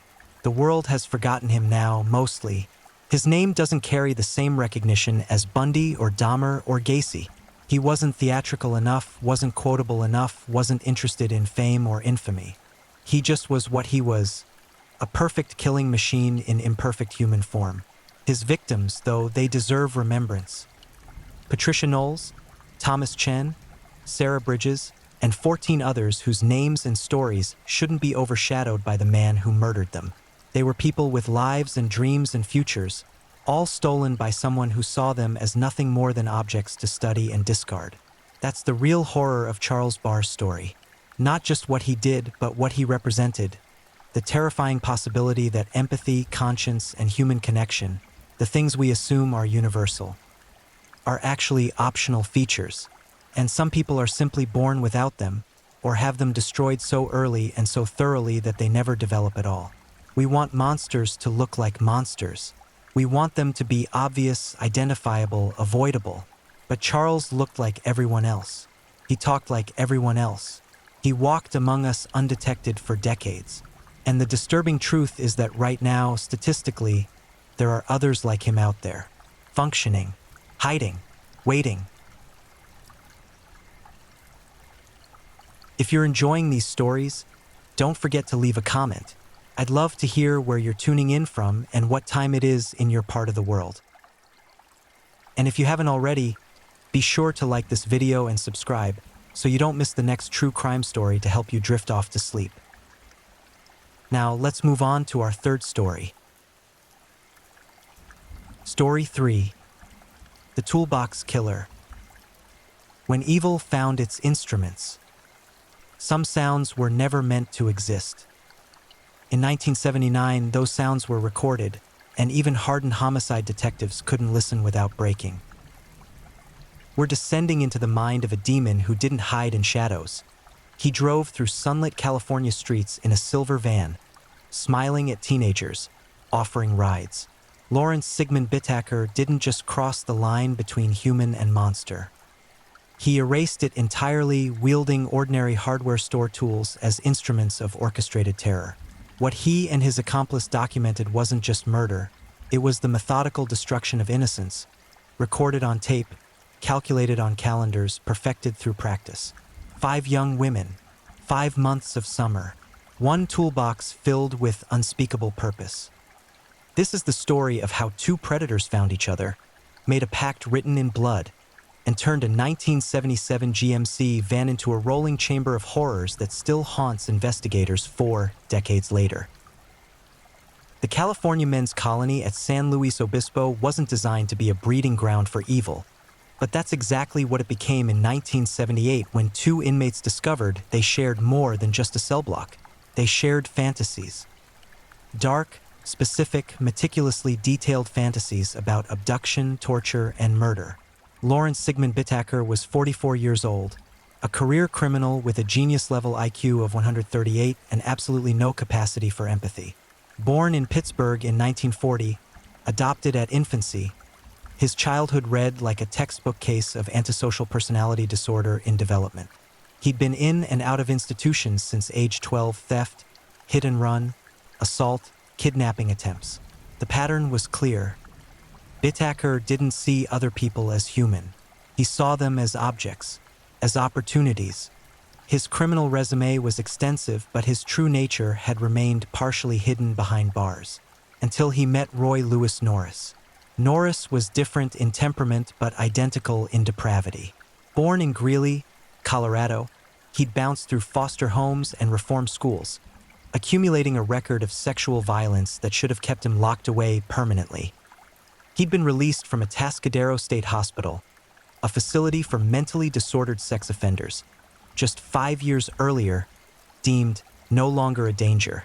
That assessment would prove catastrophically, fatally wrong. When these two men connected in prison, something clicked. They didn't just become friends, they became partners with a shared business plan. The business was death. Their conversations started casually enough, the way predators always test the waters. Bittaker would mention a fantasy. Norris would elaborate. Neither man showed revulsion or hesitation. Instead, they found validation, permission, partnership. They began planning with chilling precision. This wouldn't be spontaneous violence born from rage or opportunity. This would be systematic, scientific. They would abduct girls, specifically girls, one representing each teenage year from 13 to 19. They would torture them using methods that maximize suffering while minimizing the risk of premature death. They would document everything. They would dispose of bodies where they'd never be found, and they would get away with it. The planning went beyond mere fantasy. They discussed vehicles, settling on a van that could be soundproofed and modified.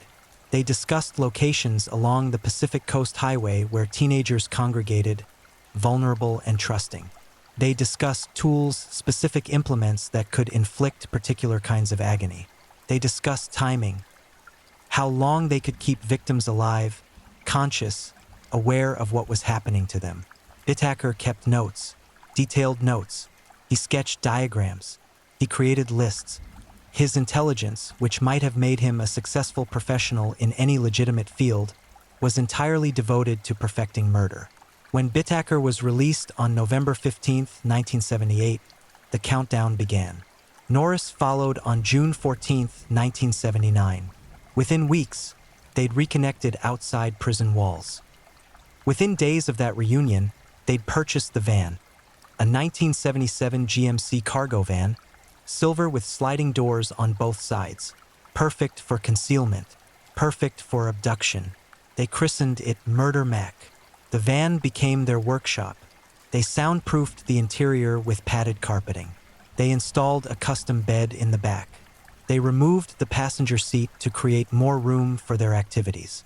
They stocked it with supplies: rope, duct tape, wire hangers, pliers, screwdrivers, an ice pick.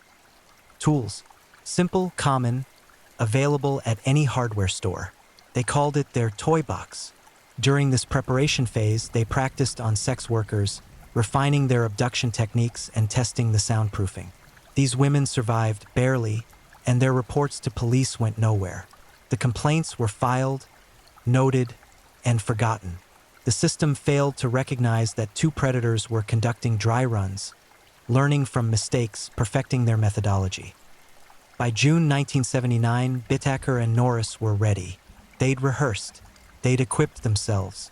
They'd identified hunting grounds: Redondo Beach, Hermosa Beach, Manhattan Beach, places where young people gathered, hitchhiked, walked alone after dark. The shopping list was complete. Now they just needed inventory. On June 24, 1979, they found their first victim. Lucinda Lynn Schaefer, 16 years old, was walking home from a church event in Redondo Beach. Pretty, trusting, completely unaware that the silver van slowing beside her contained two men who'd spent months planning exactly how they would destroy her. Norris approached her with practiced ease, friendly smile, casual conversation. He asked for directions. She stepped closer to help. That's when Bittaker opened the sliding door. They grabbed her, pulled her inside, and Murder Mac lurched away from the curb. Lucinda screamed. The soundproofing worked perfectly. What happened to Lucinda Schaefer over the next hours was so brutal that the details would later make seasoned homicide detectives physically ill. Bittaker and Norris took turns. They violated her repeatedly. They tortured her with their tools. They recorded her screams, her pleas, her prayers. Bittaker took photographs, trophies to review later. When they'd exhausted their interest, they strangled her with a wire coat hanger, twisting it with pliers to ensure the job was thorough. They wrapped her body in plastic, weighted it, and dumped it in the San Gabriel Mountains. Lucinda Lynn Schaefer was never found. Her family waited for her to come home. She never did. Bittaker and Norris returned to their apartment and reviewed their recordings. They discussed what went well, what could be improved. They were satisfied but not finished. They'd captured a 16-year-old. According to their plan, they needed more. On July 8, 1979, just 2 weeks later, they spotted Andrea Joy Hall. She was 18, hitchhiking along the Pacific Coast Highway after a day at the beach. The silver van pulled over. Norris leaned out with that same friendly smile. "Need a ride?" Andrea climbed in. The door slid shut. Murder Mac claimed its second victim. Andrea's torture was even more prolonged than Lucinda's. Bittaker had purchased an audio recorder specifically to document their activities, and this time they captured everything in horrifying detail. Her screams, her begging, her final moments. They kept her for 2 days in their apartment, continuing their violations and tortures. When they finally killed her, they strangled her with their hands, watching her face as the life drained away. Her body was disposed of in the mountains, tossed down a canyon like garbage. The monster had found its rhythm. 2 girls dead in 2 weeks, and summer was just beginning. What's terrifying about this period isn't just the brutality. It's the normalcy that surrounded it. Between murders, Bittaker and Norris lived ordinary lives. They worked odd jobs. They drank beer and watched television. They blended seamlessly into suburban California. 2 middle-aged men who attracted no suspicion whatsoever. The van sat in their driveway waiting. The tools remained in the toy box waiting. And all along the beach communities of Los Angeles County, teenage girls walked, laughed, lived their lives, completely unaware that a silver GMC van was hunting. September 1979. The heat hadn't broken yet across Southern California, and beaches remained packed with sun worshippers and teenagers savoring the last weeks before school resumed. Among them, 2 15-year-old girls decided to hitchhike home from a day at the beach, a common practice in the carefree late 70s, before stranger danger became ingrained in American consciousness. Jackie Gilliam and Leah Lamp were best friends, inseparable, the kind of teenage girls who shared everything: clothes, secrets, dreams about their futures. On September 3rd, they shared something else. They became the only victims abducted together by Lawrence Bittaker and Roy Norris. The silver van pulled alongside them on the Pacific Coast Highway. 2 friendly, middle-aged men. Smiles, casual conversation, an offer of a ride that seemed harmless enough. Jackie and Leah exchanged glances they'd hitchhiked dozens of times before without incident, and climbed into Murder Mac. The door slid shut, the locks engaged, and these 2 friends, who'd probably promised each other they'd be friends forever, spent their final hours on Earth experiencing hell together. What Bittaker and Norris did to Jackie Gilliam and Leah Lamp exceeded even their previous depravity. Having 2 victims simultaneously seemed to excite them to new levels of cruelty. They forced the girls to watch what was done to the other. They made them participate. They recorded everything, documenting not just the physical violations but the psychological torture of watching your best friend being destroyed. The audio recordings from this abduction, which would later surface as evidence, captured sounds that defy description. Teenage girls begging not for their own lives but for their friend's life to be spared. Promises to do anything, endure anything, if only the other could go free. The predators laughed at these pleas. They fed on the desperation. Jackie and Leah were kept alive longer than previous victims, not out of mercy but because Bittaker and Norris wanted to prolong their entertainment. They drove the van to a remote area in the San Gabriel Mountains, continuing their assaults in isolated darkness where screams couldn't reach another human soul. When they finally decided to end it, they chose different methods for each girl, apparently curious about comparative suffering. Jackie was strangled. Leah was bludgeoned with a sledgehammer. Their bodies were thrown over a cliff in the Angeles National Forest, discarded in brush where they'd remain hidden for months. The killers returned home, cleaned the van, and celebrated. They'd now murdered 4 girls. Their confidence was absolute. They believed themselves invincible, smarter than police, luckier than fate, protected by some dark providence that favored their particular brand of evil. They were wrong about the invincibility, but that revelation was still weeks away. Throughout September, Bittaker and Norris continued their normal routines while privately reveling in their crimes.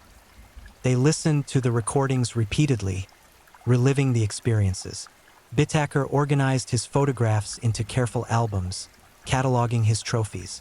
Norris bragged, cautiously in veiled terms, to acquaintances about sexual conquests, unable to completely contain his twisted pride. Nobody suspected. Nobody looked twice at the silver van. Nobody connected the missing girls. Reported by frantic families but lost in the vast machinery of 1970s law enforcement where missing teenagers were distressingly common and often assumed to be runaways. The predators had created a perfect system. They hunted in populated areas where victims were abundant but where the sheer number of people provided anonymity.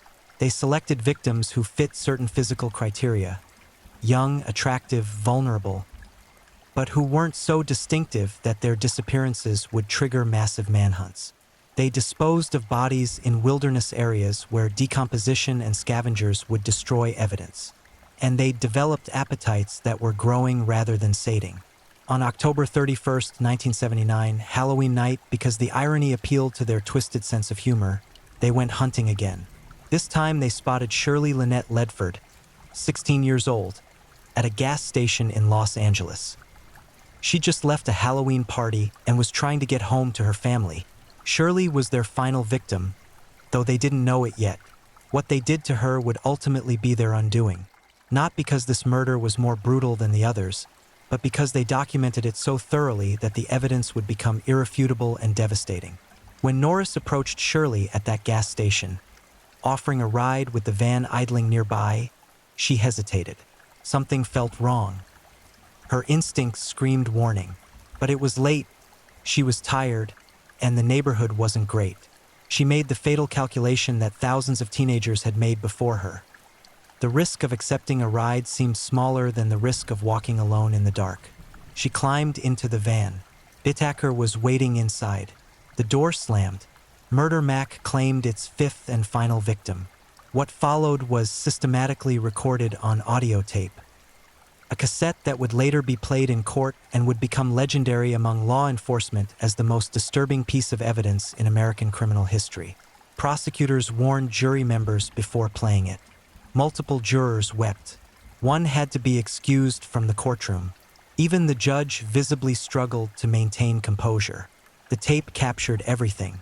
Shirley's initial confusion turning to terror. Her screams as she realized what was happening. Her pleas for mercy. Her prayers. The sounds of the tools being used, the ice pick, the pliers, the screwdrivers.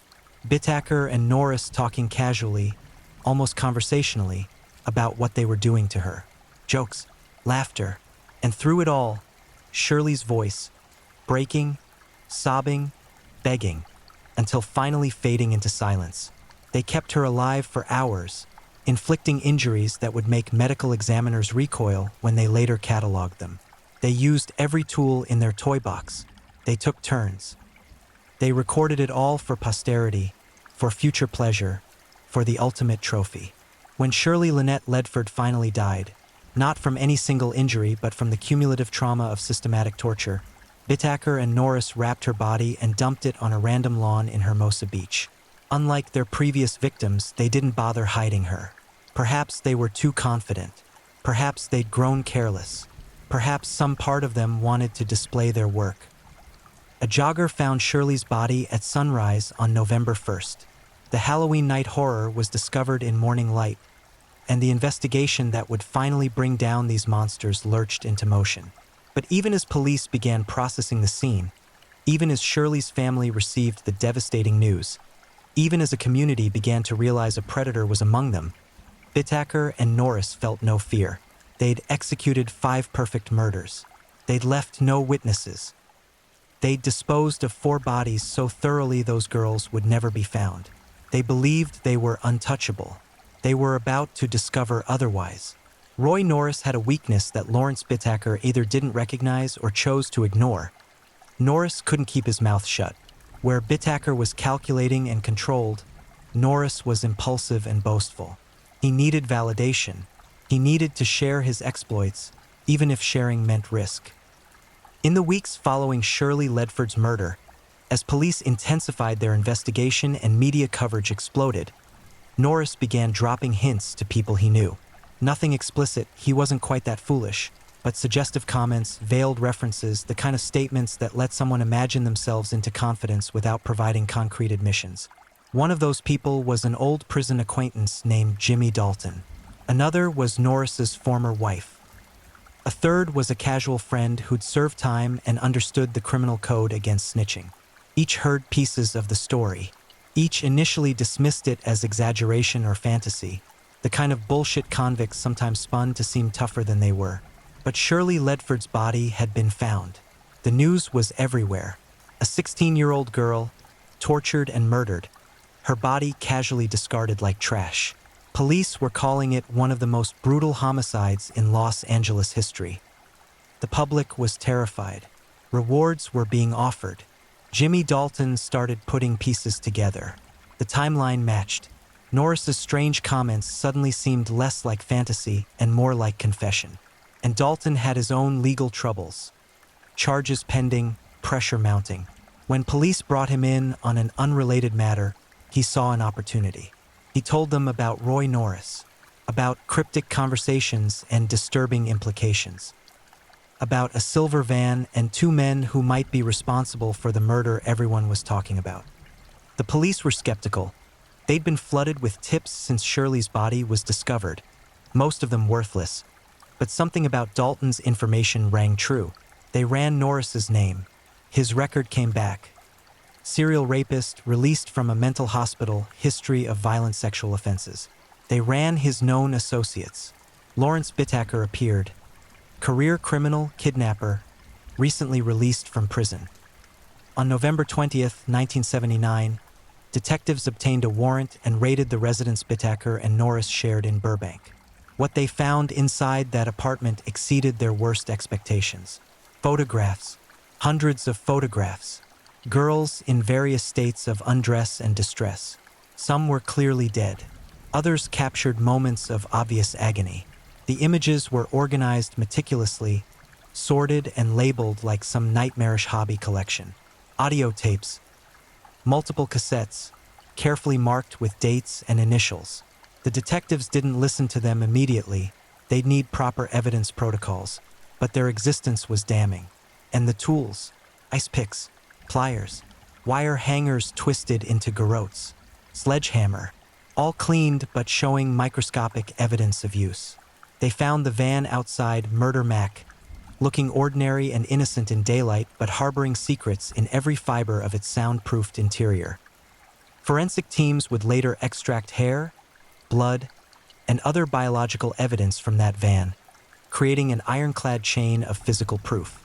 Bittaker and Norris were arrested separately. Both initially denied everything, but the evidence was overwhelming, and their alliance, forged in shared depravity, crumbled under pressure. Norris broke first. He was weaker, more susceptible to manipulation, more terrified of what awaited him. When prosecutors offered a deal, testify against Bittaker and avoid the death penalty, Norris accepted. He confessed to everything. The planning, the abductions, the tortures, the murders. He provided details only the killer could know, walking investigators through each crime with chilling precision. He led them to the dump sites in the San Gabriel Mountains. Search teams recovered remains of Jackie Gilliam and Leah Lamp, confirming Norris's account. Forensic analysis matched the bodies to the photographs and descriptions. Lucinda Schaefer and Andrea Hall remained missing, their bodies lost in the vast wilderness, but Norris's testimony about their murders was detailed enough to eliminate reasonable doubt. He knew things about those girls, about their final moments, their last words, the specific locations where they'd been held, that couldn't be explained away. Bittaker maintained his innocence longer, but the evidence was insurmountable. The photographs were his. The handwriting in the planning notes was his. His fingerprints were on the tools. His voice was on the audio recordings, captured forever directing tortures and joking about suffering. Most damningly, there was the Shirley Ledford tape, the complete, unedited recording of her final hours.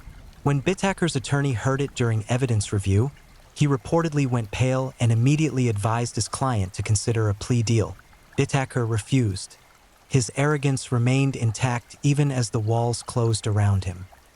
The trial was scheduled for 1981. The prosecution had 2 years to prepare its case, and they used every day of that time. They assembled a mountain of physical evidence. They lined up expert witnesses who could explain the forensic connections. They prepared psychological profiles that would help jurors understand the defendant's pathology. And they had Roy Norris ready to testify about every detail of their partnership in murder. But perhaps most importantly, they had that audio tape. The prosecutors knew that tape would be the single most powerful piece of evidence.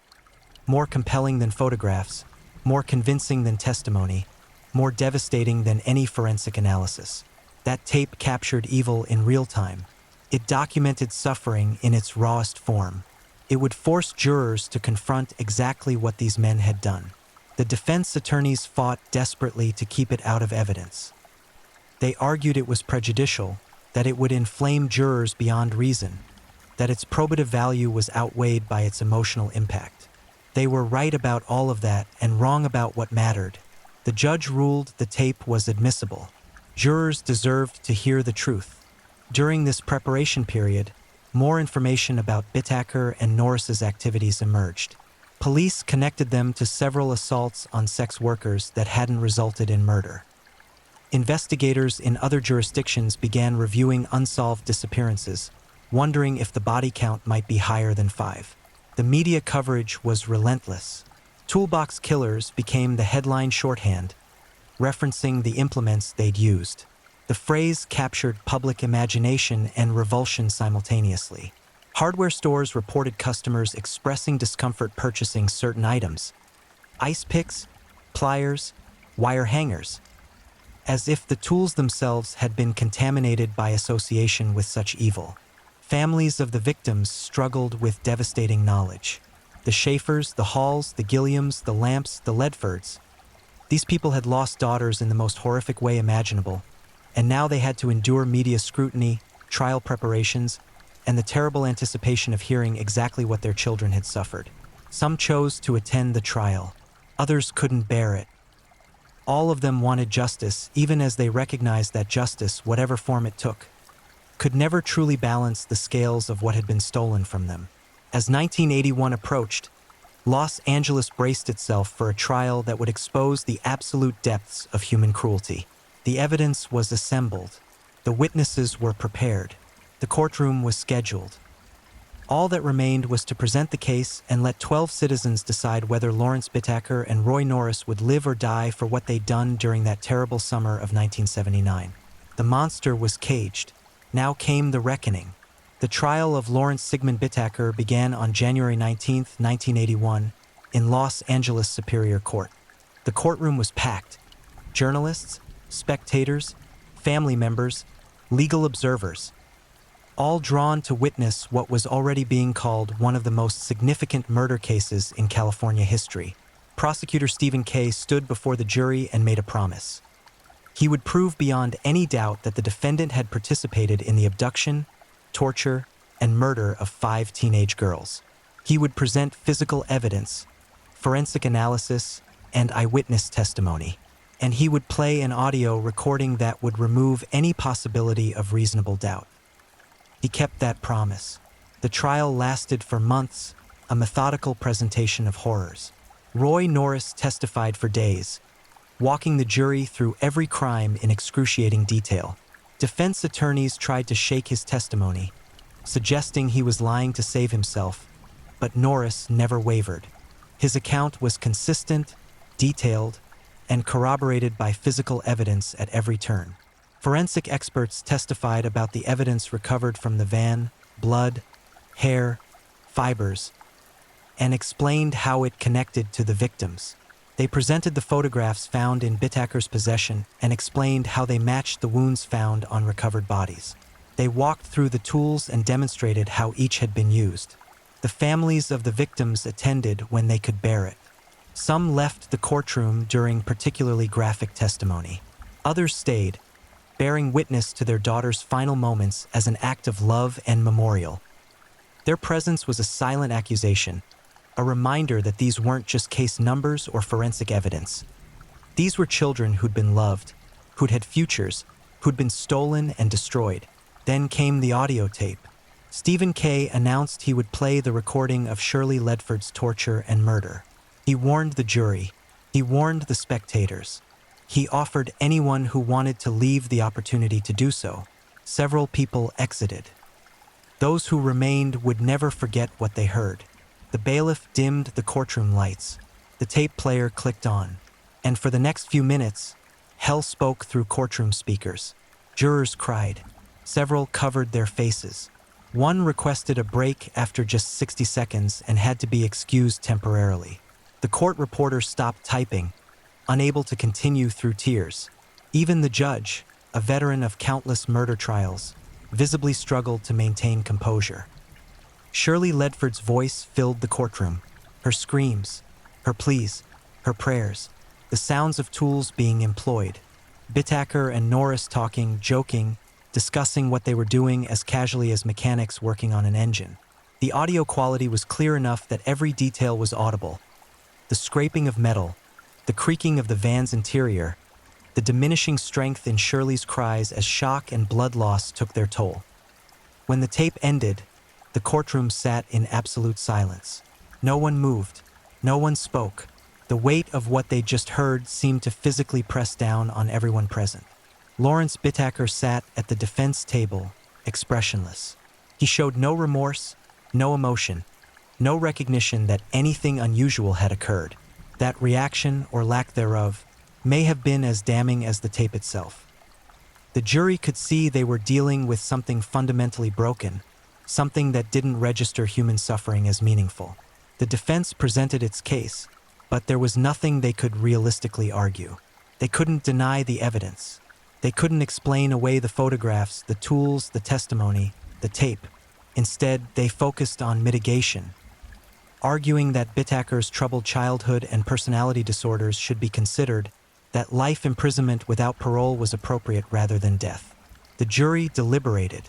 They convicted Lawrence Bittaker on 5 counts of first-degree murder, 5 counts of kidnapping, and multiple counts of rape, sodomy, and conspiracy. Then came the penalty phase, the determination of whether Bittaker would die for his crimes. Stephen Kay played the tape again. He reminded jurors of the 5 victims, of their ages, of the futures they'd never have. He argued that some crimes are so heinous, so fundamentally evil, that death is the only proportionate response. The defense argued for mercy, for life, for recognition that executing Bittaker wouldn't bring the girls back. The jury deliberated again. They returned with their verdict: death. Lawrence Bittaker was sentenced to die in California's gas chamber. Roy Norris, as part of his plea agreement, received 45 years to life. He would be eligible for parole eventually, though given the nature of his crimes, release seemed unlikely. The families reacted with mixed emotions. Some felt justice had been served. Others recognized that no sentence could truly address what had been done. Lucinda's mother stated that she hoped Bittaker would suffer in his final moments as her daughter had suffered. Shirley's family expressed relief that the trial was over, but acknowledged that their pain would never end. Bittaker was transferred to San Quentin State Prison's death row, where he would spend the next 3 decades. California's death penalty had become mired in legal challenges and appeals, effectively creating a moratorium on executions. Bittaker would never face the gas chamber or its successor, lethal injection. Instead, he would grow old in a cell, maintained at taxpayer expense, living far longer than any of his victims had. Over the years, Bittaker became a notorious figure in true crime culture. He gave interviews to researchers and journalists, speaking about his crimes with disturbing detachment. He expressed no remorse, instead treating his actions as intellectual exercises worthy of analysis. He died of natural causes on December 13, 2019, at age 79, more than 40 years after murdering 5 teenage girls.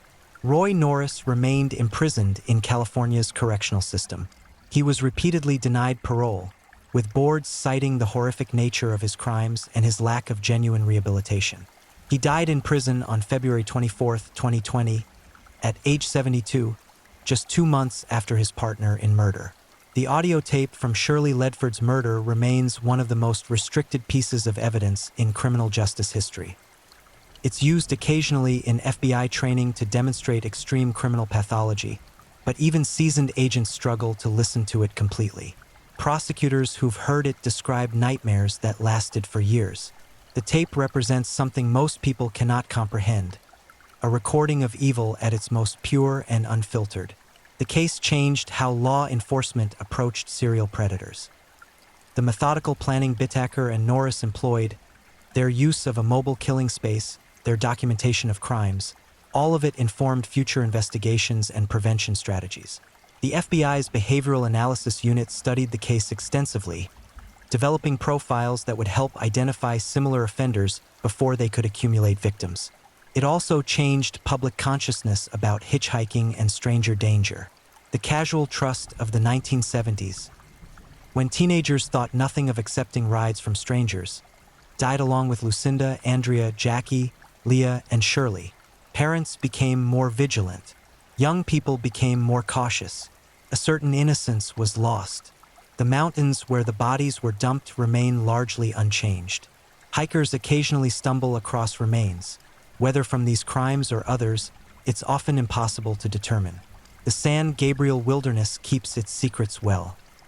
Hermosa Beach, Redondo Beach, Manhattan Beach, these communities continued on, but the shadow of those summer months in 1979 never fully lifted. Older residents remember. They remember when the silver van was prowling their streets.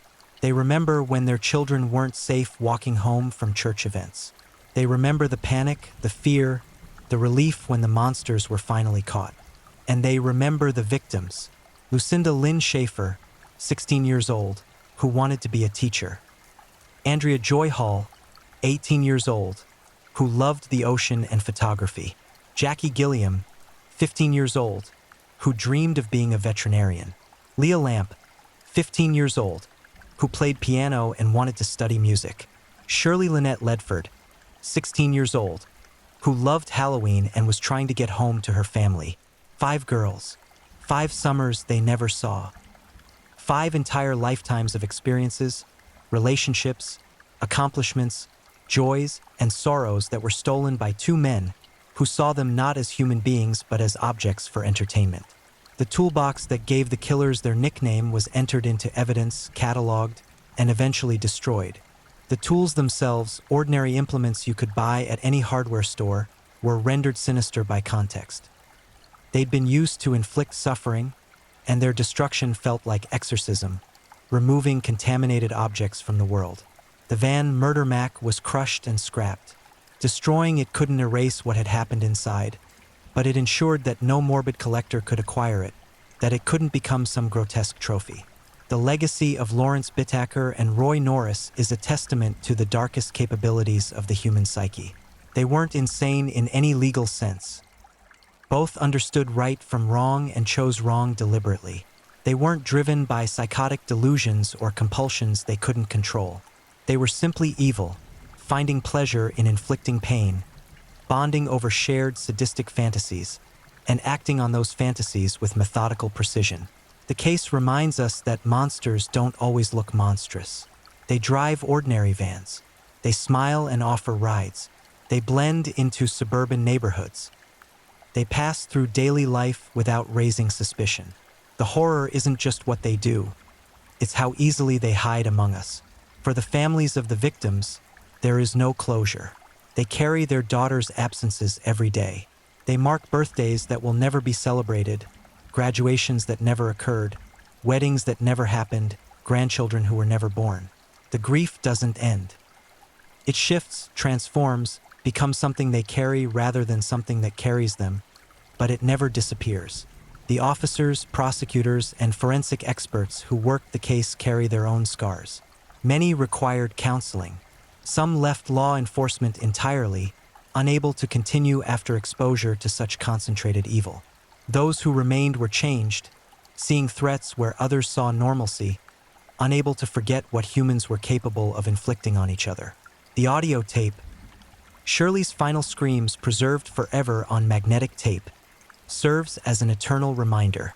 As long as that recording exists, locked in evidence archives, the truth of what happened during that summer of 1979 cannot be denied, minimized, or forgotten. Evil found its instruments in a hardware store toolbox, but justice, eventual and imperfect, found its voice in a courtroom. And 5 girls who deserved so much better are remembered not just as victims of monsters, but as children who were loved, who mattered, whose lives, however brief, had value that transcends the darkness that ended them. If you're enjoying these stories, don't forget to leave a comment. I'd love to know where you're tuning in from and what time it is in your part of the world. And if you haven't already, make sure to like this video and subscribe so you never miss the next true crime story to help you unwind. Now, let's get into our final story.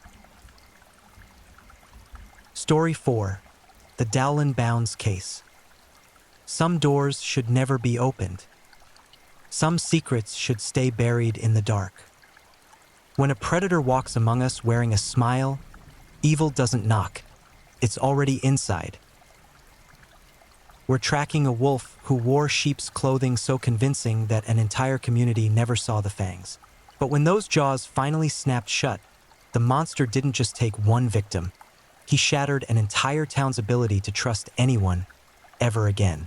This is the story of Dowlin Bounds, and how evil hid behind the most ordinary face you'd never suspect. Garrard County, Kentucky. A place where neighbors still wave from porches, where church bells mark Sunday mornings, and where everyone knows everyone else's business.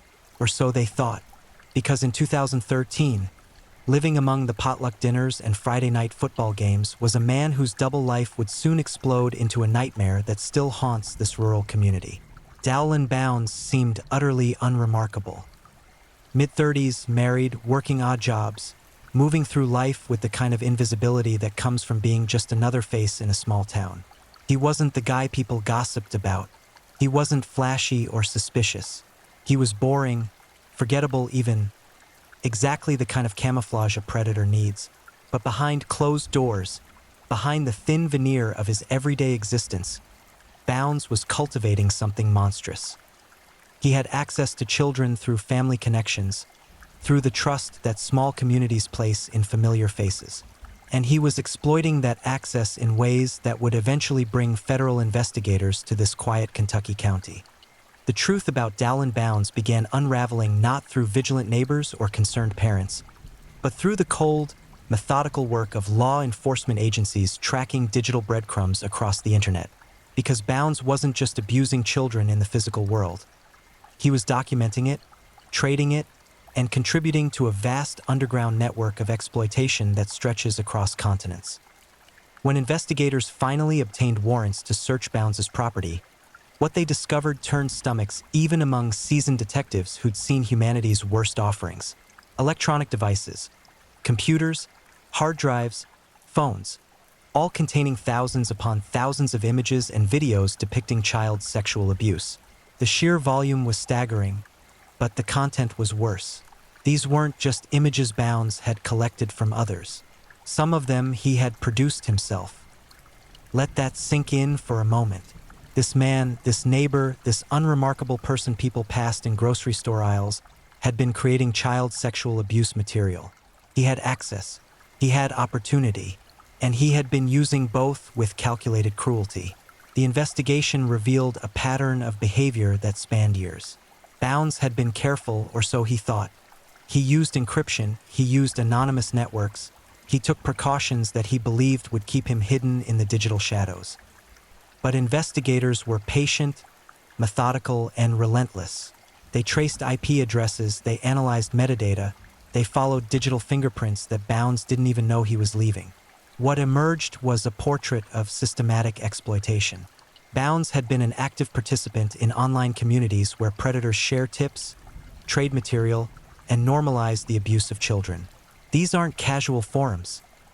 They're sophisticated networks where members speak in code, where new material is currency, and where the shared sickness creates a reinforcing loop that encourages escalation. Bounds didn't just consume this content passively. He was a contributor, a producer, someone actively creating new material to trade and share. This distinction matters because it reveals the depth of his depravity. He wasn't just feeding an addiction. He was actively harming children and perpetuating their exploitation across a global network. The victims in Bounds' case were children who trusted him, children who were vulnerable, children who had no way to understand what was being done to them or why. Some were family members. Some were children of people he knew. The betrayal went beyond the acts themselves. It shattered the fundamental trust that communities need to function. When news of Bounds' arrest began circulating through Garrett County, the reaction was predictable yet devastating. Shock, denial, horror. People combed through their memories, trying to identify warning signs they might have missed. Parents questioned their judgment. Families were torn apart by accusations and suspicions. The damage rippled outward like a stone thrown into still water, creating waves that reached every corner of the community. Because that's what predators like Bounds do. They don't just harm their direct victims, they poison entire communities. They make everyone question whether they truly know their neighbors, their family members, their friends. They turn safe spaces into sources of anxiety. They transform trust into a luxury no one can afford. During the investigation, federal agents worked alongside local law enforcement to build an airtight case. They had to. Crimes involving child exploitation demand absolute precision because the stakes are so high. Every piece of evidence needed to be documented, preserved, and presented in ways that would withstand the scrutiny of defense attorneys and judges. The digital forensics alone took months. Specialists had to examine every device, recover deleted files, trace online activities, and construct timelines that showed the scope and duration of Bounds' crimes. It was painstaking work, but it was necessary.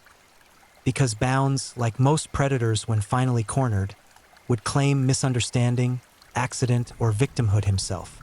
But the evidence didn't lie. The images were real. The videos were real. The children were real. And the harm was undeniable. As the case progressed toward prosecution, victims and their families faced the agonizing prospect of having their trauma become part of the public record. The justice system requires evidence, which means private horrors must sometimes be exposed in courtrooms. It's a necessary evil, but it's still evil, a secondary violation that compounds the original abuse. Bounds' wife and family were also victims in their own right. They had lived with a monster without knowing it. They had shared meals, shared beds, shared lives with someone whose secret existence was built on the exploitation of children. The psychological toll of that realization cannot be overstated. How do you reconcile the person you thought you knew with the predator the evidence reveals? How do you move forward when your entire understanding of your life turns out to have been built on lies? The community struggled with similar questions. Church congregations where Bounds had attended now wondered if other children had been at risk during fellowship events. Schools questioned whether their safety protocols were adequate. Parents became hypervigilant, sometimes to the point of paranoia, because the illusion of safety had been definitively shattered. And still, even with overwhelming evidence, Bounds initially pleaded not guilty. It's a common tactic: delay, deny, hope something goes wrong with the prosecution's case. But federal investigators had done their work too well. The evidence was mountainous, undeniable, and devastating. Federal prosecution of child exploitation cases operates under different rules than typical state crimes. The United States Attorney's Office doesn't take these cases lightly, and when they move forward with charges, it's because they have evidence that can withstand any defense strategy imaginable. Dallin Bounds was charged with multiple federal counts related to the production, distribution, and possession of child sexual abuse material. Each charge carried mandatory minimum sentences. Congress has decided that crimes against children demand significant prison time, and judges have limited discretion to deviate from those minimums. The production charges were the most serious. Under federal law, producing child pornography, a term that doesn't adequately capture the horror of what it actually represents, carries a mandatory minimum of 15 years and a maximum of 30 years for a first offense. If the victim is under 12 years old, the mandatory minimum jumps to 25 years. Distribution charges carry mandatory minimums of 5 years for first offenses, with maximums reaching 20 years. Possession charges, while lower on the sentencing scale, still carry significant prison time. But Bounds wasn't facing single counts. He was facing multiple charges that could be stacked, meaning his potential sentence could extend to decades behind bars. As the case moved through pretrial proceedings, Bounds' defense attorneys faced an almost impossible task. The evidence was overwhelming. Digital forensics had placed him at the scene of the crimes, so to speak. His devices, his accounts, his digital fingerprints were all over the material. Metadata attached to images and videos he'd produced could be traced directly to him. There was no ambiguity, no room for reasonable doubt. Defense attorneys in cases like this typically pursue one of several strategies: challenge the search warrants on constitutional grounds, argue that someone else had access to the devices, claim ignorance about what was actually on the computers, or seek a plea agreement that might reduce the sentence. Given the strength of the evidence against Bounds, a plea deal became the most viable option. Plea negotiations in federal cases are complex calculations. Prosecutors must balance the need for justice with the practical realities of court resources and the trauma that trials inflict on victims. For child victims especially, testifying in court about sexual abuse can be devastating, a form of re-victimization that must be weighed against the benefits of a guilty verdict versus the certainty of a plea. In Bounds' case, prosecutors had leverage. The evidence was so strong that taking the case to trial would almost certainly result in conviction on all counts, which would mean maximum sentences stacked consecutively. A plea deal offered Bounds one thing: a slightly more lenient sentence in exchange for sparing victims the trauma of trial and accepting responsibility for his actions. After months of negotiations, Bounds changed his plea. He stood in federal court and admitted guilt. He acknowledged producing child sexual abuse material. He acknowledged distributing it. He acknowledged possessing vast quantities of it. The admission wasn't remorseful, it was calculated, a legal maneuver designed to minimize his sentence as much as possible. The judge accepted the plea but scheduled a sentencing hearing months in the future. This gap exists to allow the probation office to prepare a pre-sentence investigation report, a comprehensive document that examines the defendant's entire life, the scope of the crimes, the impact on victims, and any mitigating or aggravating factors that should influence sentencing. During this waiting period, Bounds sat in federal detention. Unlike state jails, federal facilities often house defendants awaiting trial or sentencing alongside those already serving time. The environment is harsh, and for child sex offenders, it's particularly dangerous. Prisoners maintain their own moral hierarchies, and those who harm children occupy the lowest rung. Bounds would have faced threats, violence, and isolation, a preview of the decades ahead. Victim impact statements began arriving at the court.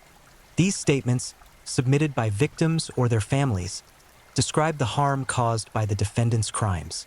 In child exploitation cases, these statements are often heartbreaking. They describe stolen innocence, psychological trauma, disrupted development, broken trust, and damage that will take lifetimes to heal, if it ever does. Reading these statements is part of the judge's responsibility when determining sentence length. Federal sentencing guidelines provide a framework, but judges retain some discretion within that framework. Victim impact statements help judges understand the human cost of the crimes beyond the dry legal language of the charges. For Bounds' victims, the impact was catastrophic. Children who should have been playing, learning, and growing up in safety instead experienced violations that would shape the rest of their lives. Some developed post-traumatic stress disorder. Some struggled with depression and anxiety. Some engaged in self-harm or developed eating disorders, common trauma responses in abuse survivors. All of them lost something fundamental: the ability to trust that adults would protect them. The families of victims also suffered.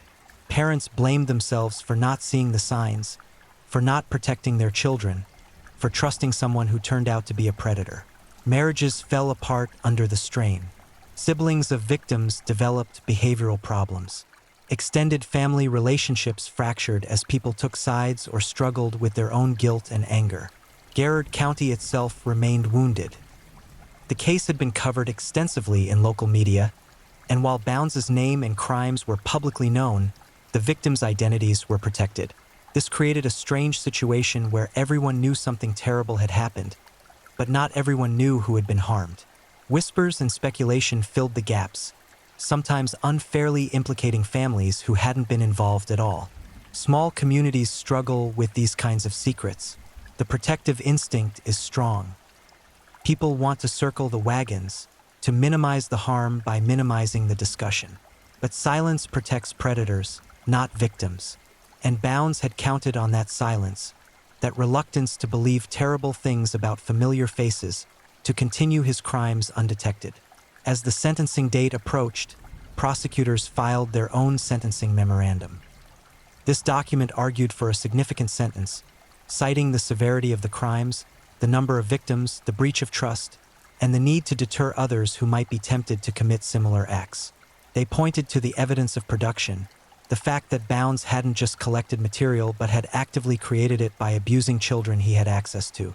Defense attorneys filed their own memorandum, arguing for the lower end of the sentencing range. They cited Bounds' lack of prior criminal history, his cooperation after arrest, his guilty plea, and various personal factors they believed warranted leniency. These arguments, while legally appropriate, rang hollow given the nature and scope of the crimes. Federal judges in these cases face a difficult balance. On one hand, they must follow sentencing guidelines and mandatory minimums established by Congress. On the other hand, they retain limited discretion to consider individual circumstances. But in cases involving the production of child sexual abuse material, that discretion is minimal. The law reflects society's judgment that such crimes are among the most serious imaginable. The sentencing hearing itself was a somber affair. Federal courtrooms have a gravity that reflects the seriousness of the proceedings. Bounds, dressed in prison-issued clothing, sat at the defense table flanked by his attorneys. Across the aisle, federal prosecutors prepared to argue for substantial prison time. Behind them, in the gallery, sat victims' families, law enforcement officers who had worked the case, and members of the community who wanted to see justice served. The courtroom fell silent as the federal judge entered. Everyone rose, then sat again as instructed.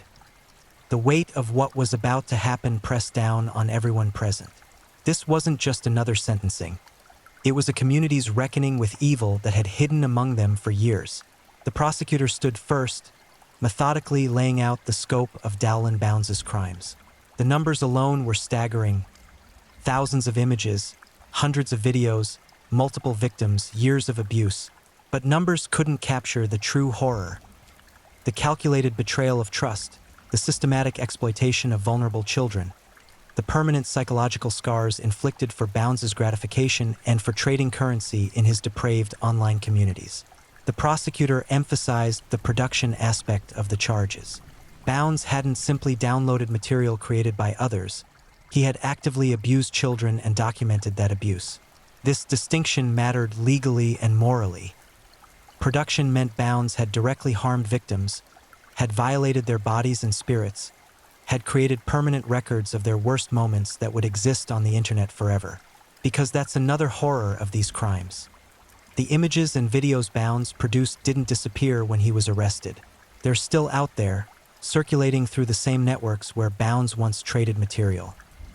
His victims will spend the rest of their lives knowing that somewhere, someone might be viewing their abuse. That knowledge is its own form of ongoing victimization. The prosecutor read excerpts from victim impact statements. The courtroom heard from parents who described watching their children struggle with nightmares, anxiety, and behavioral changes.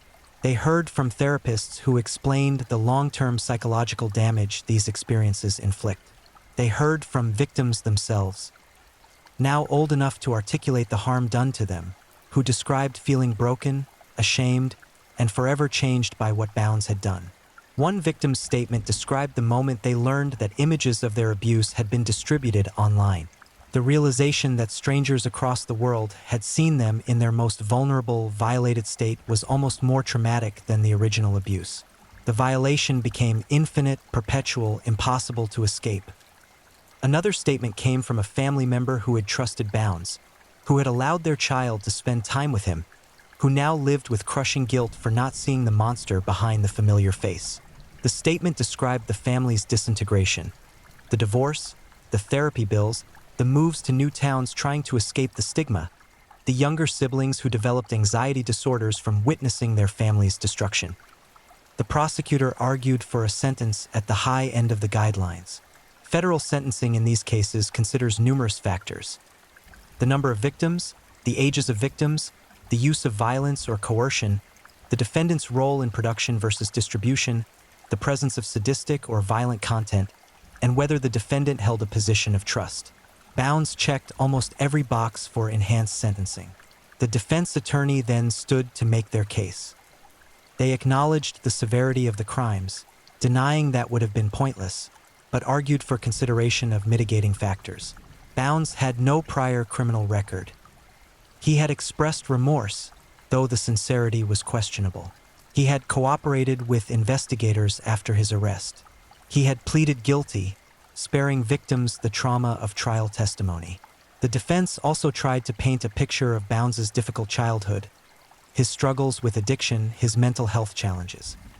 These arguments are standard in sentencing hearings, attempts to humanize defendants and explain, though not excuse, how they arrived at their criminal behavior. But in cases involving child exploitation, these mitigation attempts often fall flat. Many people face difficult childhoods, addiction, and mental health issues without turning to the sexual abuse of children. The defense attorney argued for a sentence at the lower end of the guidelines, suggesting that rehabilitation was possible, that Bounds could eventually return to society as a productive member. But this argument ignored a fundamental truth. Bounds had demonstrated sophisticated planning, concealment, and persistence in his crimes. This wasn't impulsive behavior or a momentary lapse in judgment. It was years of calculated predation. The judge then turned to Bounds himself, offering him the opportunity to address the court. This moment is significant in sentencing hearings. Defendants can choose to express remorse, offer explanations, or remain silent. What they say or don't say can influence the judge's final decision. Bounds stood, his voice barely above a whisper, and offered what defense attorneys call allocution. He said he was sorry. He said he was ashamed. He said he understood the harm he'd caused. The words sounded hollow, rehearsed, the kind of statement defense attorneys help defendants craft to present the best possible image to the court. But words are cheap, especially from someone who had spent years lying to everyone around him. Bounds' apology couldn't undo the abuse, couldn't erase the images still circulating online, couldn't heal the trauma his victims would carry forever. It was, at best, a legal maneuver aimed at shaving years off his sentence. The judge listened impassively, then began to speak. Federal judges are appointed for life precisely so they can make difficult decisions without political pressure. This judge had presided over numerous child exploitation cases and had developed strong views about appropriate sentences for such crimes. The judge methodically addressed each aspect of the case, explaining how the sentencing guidelines applied, which factors justified enhancement, and why the defense's mitigation arguments carried limited weight. The judge acknowledged Bounds' guilty plea and cooperation, but noted that these were largely self-serving actions taken only after overwhelming evidence left no realistic alternative. Then came the critical moment, the sentence itself. Federal sentences for production of child sexual abuse material carry mandatory minimums of 15 to 25 years, depending on the victim's age. Bounds faced multiple counts, and the judge had discretion to impose sentences consecutively, stacked one after another, or concurrently, served simultaneously. The judge sentenced Bounds to 25 years in federal prison on the production charges, plus additional time for distribution and possession charges, with some counts running consecutively. The total sentence exceeded 30 years, effectively a life sentence for someone of Bounds' age. He would be an elderly man if he survived to see release. But the sentence didn't end there. Federal law requires lifetime supervised release for those convicted of child sexual abuse crimes. This means that even after serving his prison sentence, Bounds would remain under federal supervision for the rest of his life. He would be required to register as a sex offender wherever he lived. He would face restrictions on internet use, employment, and residence. He would be prohibited from contact with minors. He would be subject to random searches and monitoring. The judge also imposed restitution requirements, ordering Bounds to pay compensation to his victims for their therapy costs, medical expenses, and other damages. These restitution orders often run into hundreds of thousands of dollars. Money most defendants will never be able to pay, but the symbolic importance matters.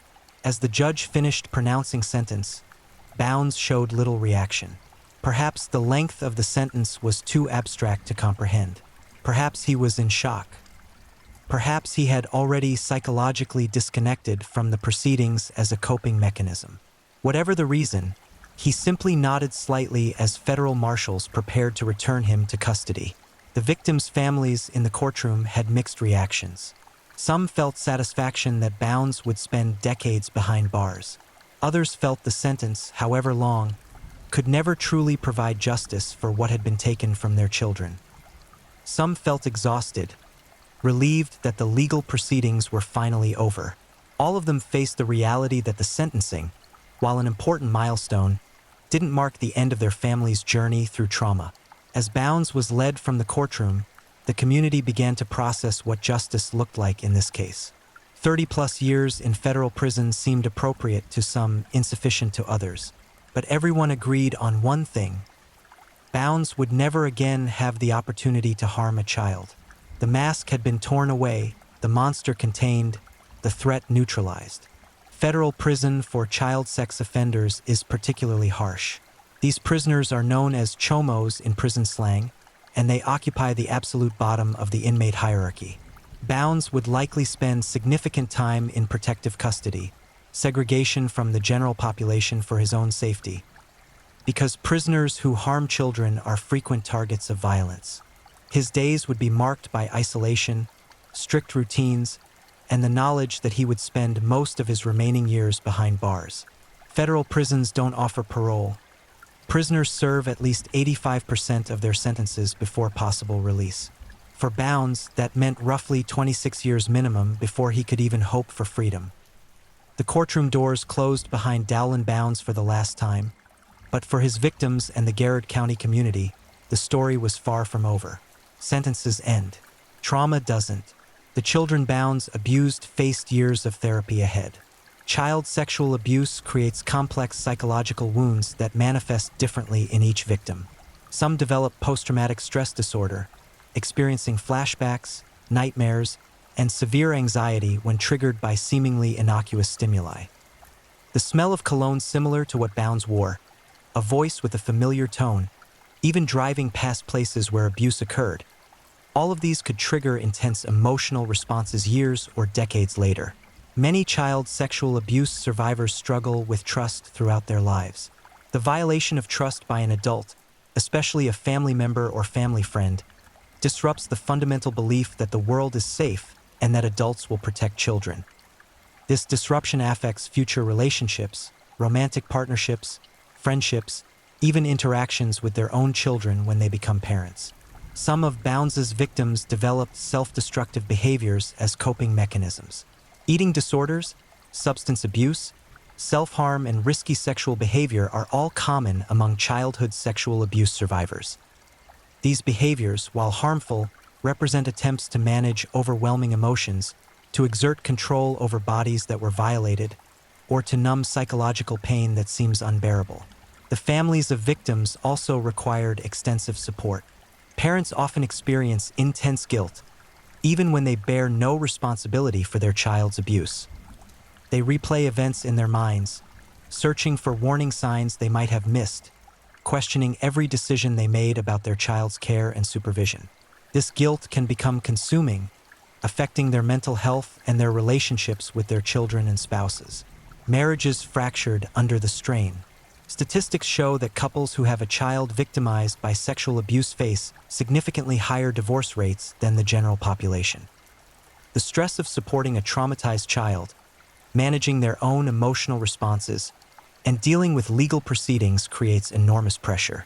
Some couples blame each other directly or indirectly.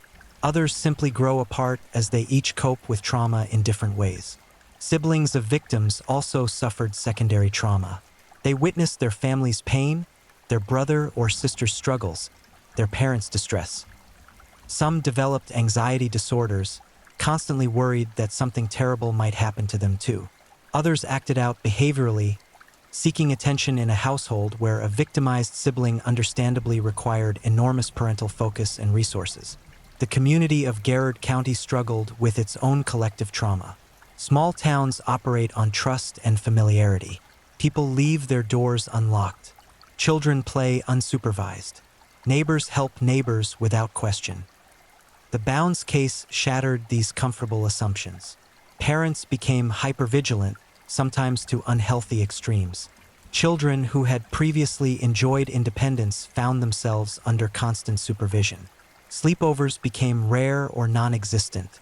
Background checks became standard before allowing children to participate in activities. The innocence of small-town life had been permanently compromised. Churches faced particular challenges. Faith communities often serve as social centers in rural areas, places where families gather for worship, fellowship, and mutual support. But Bounds had moved through these spaces, and his presence there now tainted those memories. Churches had to implement new child protection policies, conduct background checks on volunteers, and create supervision requirements that felt foreign to congregations accustomed to trusting their members implicitly. Schools enhanced their safety protocols. Teachers received training on recognizing signs of abuse. Students received age-appropriate education about appropriate versus inappropriate touching, about secrets versus surprises, about trusting their instincts when something feels wrong. These lessons were valuable but heartbreaking. Children having to learn that some adults cannot be trusted, that danger sometimes wears a familiar face. Local law enforcement also changed their approach. Officers received additional training on investigating child exploitation cases, on handling digital evidence, on interviewing child victims with trauma-informed techniques. The sheriff's office established partnerships with federal agencies to more effectively investigate and prosecute these cases when they arose. Because the reality, as much as no community wants to acknowledge it, is that Bounds wasn't unique. Every community has predators. Every town has people who harm children. Some are caught. Most are never identified. They hide behind respectable facades, trusted positions, and the community's reluctance to believe that evil can exist so close to home. National statistics on child sexual abuse are staggering and likely underestimate the true scope of the problem. 1 in 4 girls and 1 in 13 boys experience sexual abuse during childhood. Most abuse is perpetrated by someone the child knows and trusts. A family member, family friend, teacher, coach, religious leader, or neighbor. Stranger danger is the exception. Familiar face danger is the rule. The vast majority of child sexual abuse is never reported. Children often don't tell anyone about their abuse for years, if they ever disclose at all. They may not have the vocabulary to describe what's happening. They may have been threatened or manipulated into silence. They may feel ashamed or confused. They may not recognize that what's happening to them is abuse, especially if the abuser has normalized the behavior. When abuse is reported, prosecution is challenging. Child victims struggle to testify in court. Their memories may be fragmented or inconsistent, a normal trauma response that defense attorneys exploit. Physical evidence is often limited or non-existent. Juries are sometimes reluctant to convict based primarily on a child's testimony, especially if the defendant appears respectable and sympathetic. This is why cases like Bounds's, where overwhelming digital evidence supplemented victim testimony, are actually easier to prosecute than many child sexual abuse cases. The images and videos on his devices proved beyond doubt that abuse had occurred. The digital forensics proved he had created, distributed, and possessed child sexual abuse material. There was no he said she said ambiguity, no need to rely solely on traumatized children's courtroom testimony. But most predators are more careful. They don't document their crimes. They manipulate victims into silence. They exploit their positions of trust and authority. And they continue abusing children for years or decades before being caught, if they're ever caught at all. The online networks where Bounds traded material continue to operate. Federal law enforcement, working with international partners, regularly identifies and arrests members of these networks. But the infrastructure that supports child sexual exploitation online is vast, sophisticated, and constantly evolving. As soon as one forum is shut down, others appear. As soon as one encryption method is cracked, predators adopt new ones. Technology companies have implemented various detection systems to identify child sexual abuse material on their platforms.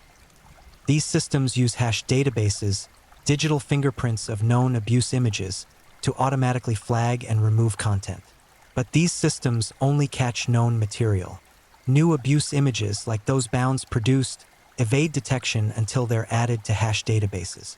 End-to-end encryption, while important for privacy and security, creates challenges for law enforcement. Predators use encrypted messaging apps to communicate and trade material, knowing that even with warrants, investigators may not be able to access the content of those communications. This creates a difficult balance between privacy rights and child protection, a debate that continues in policy circles with no easy resolution.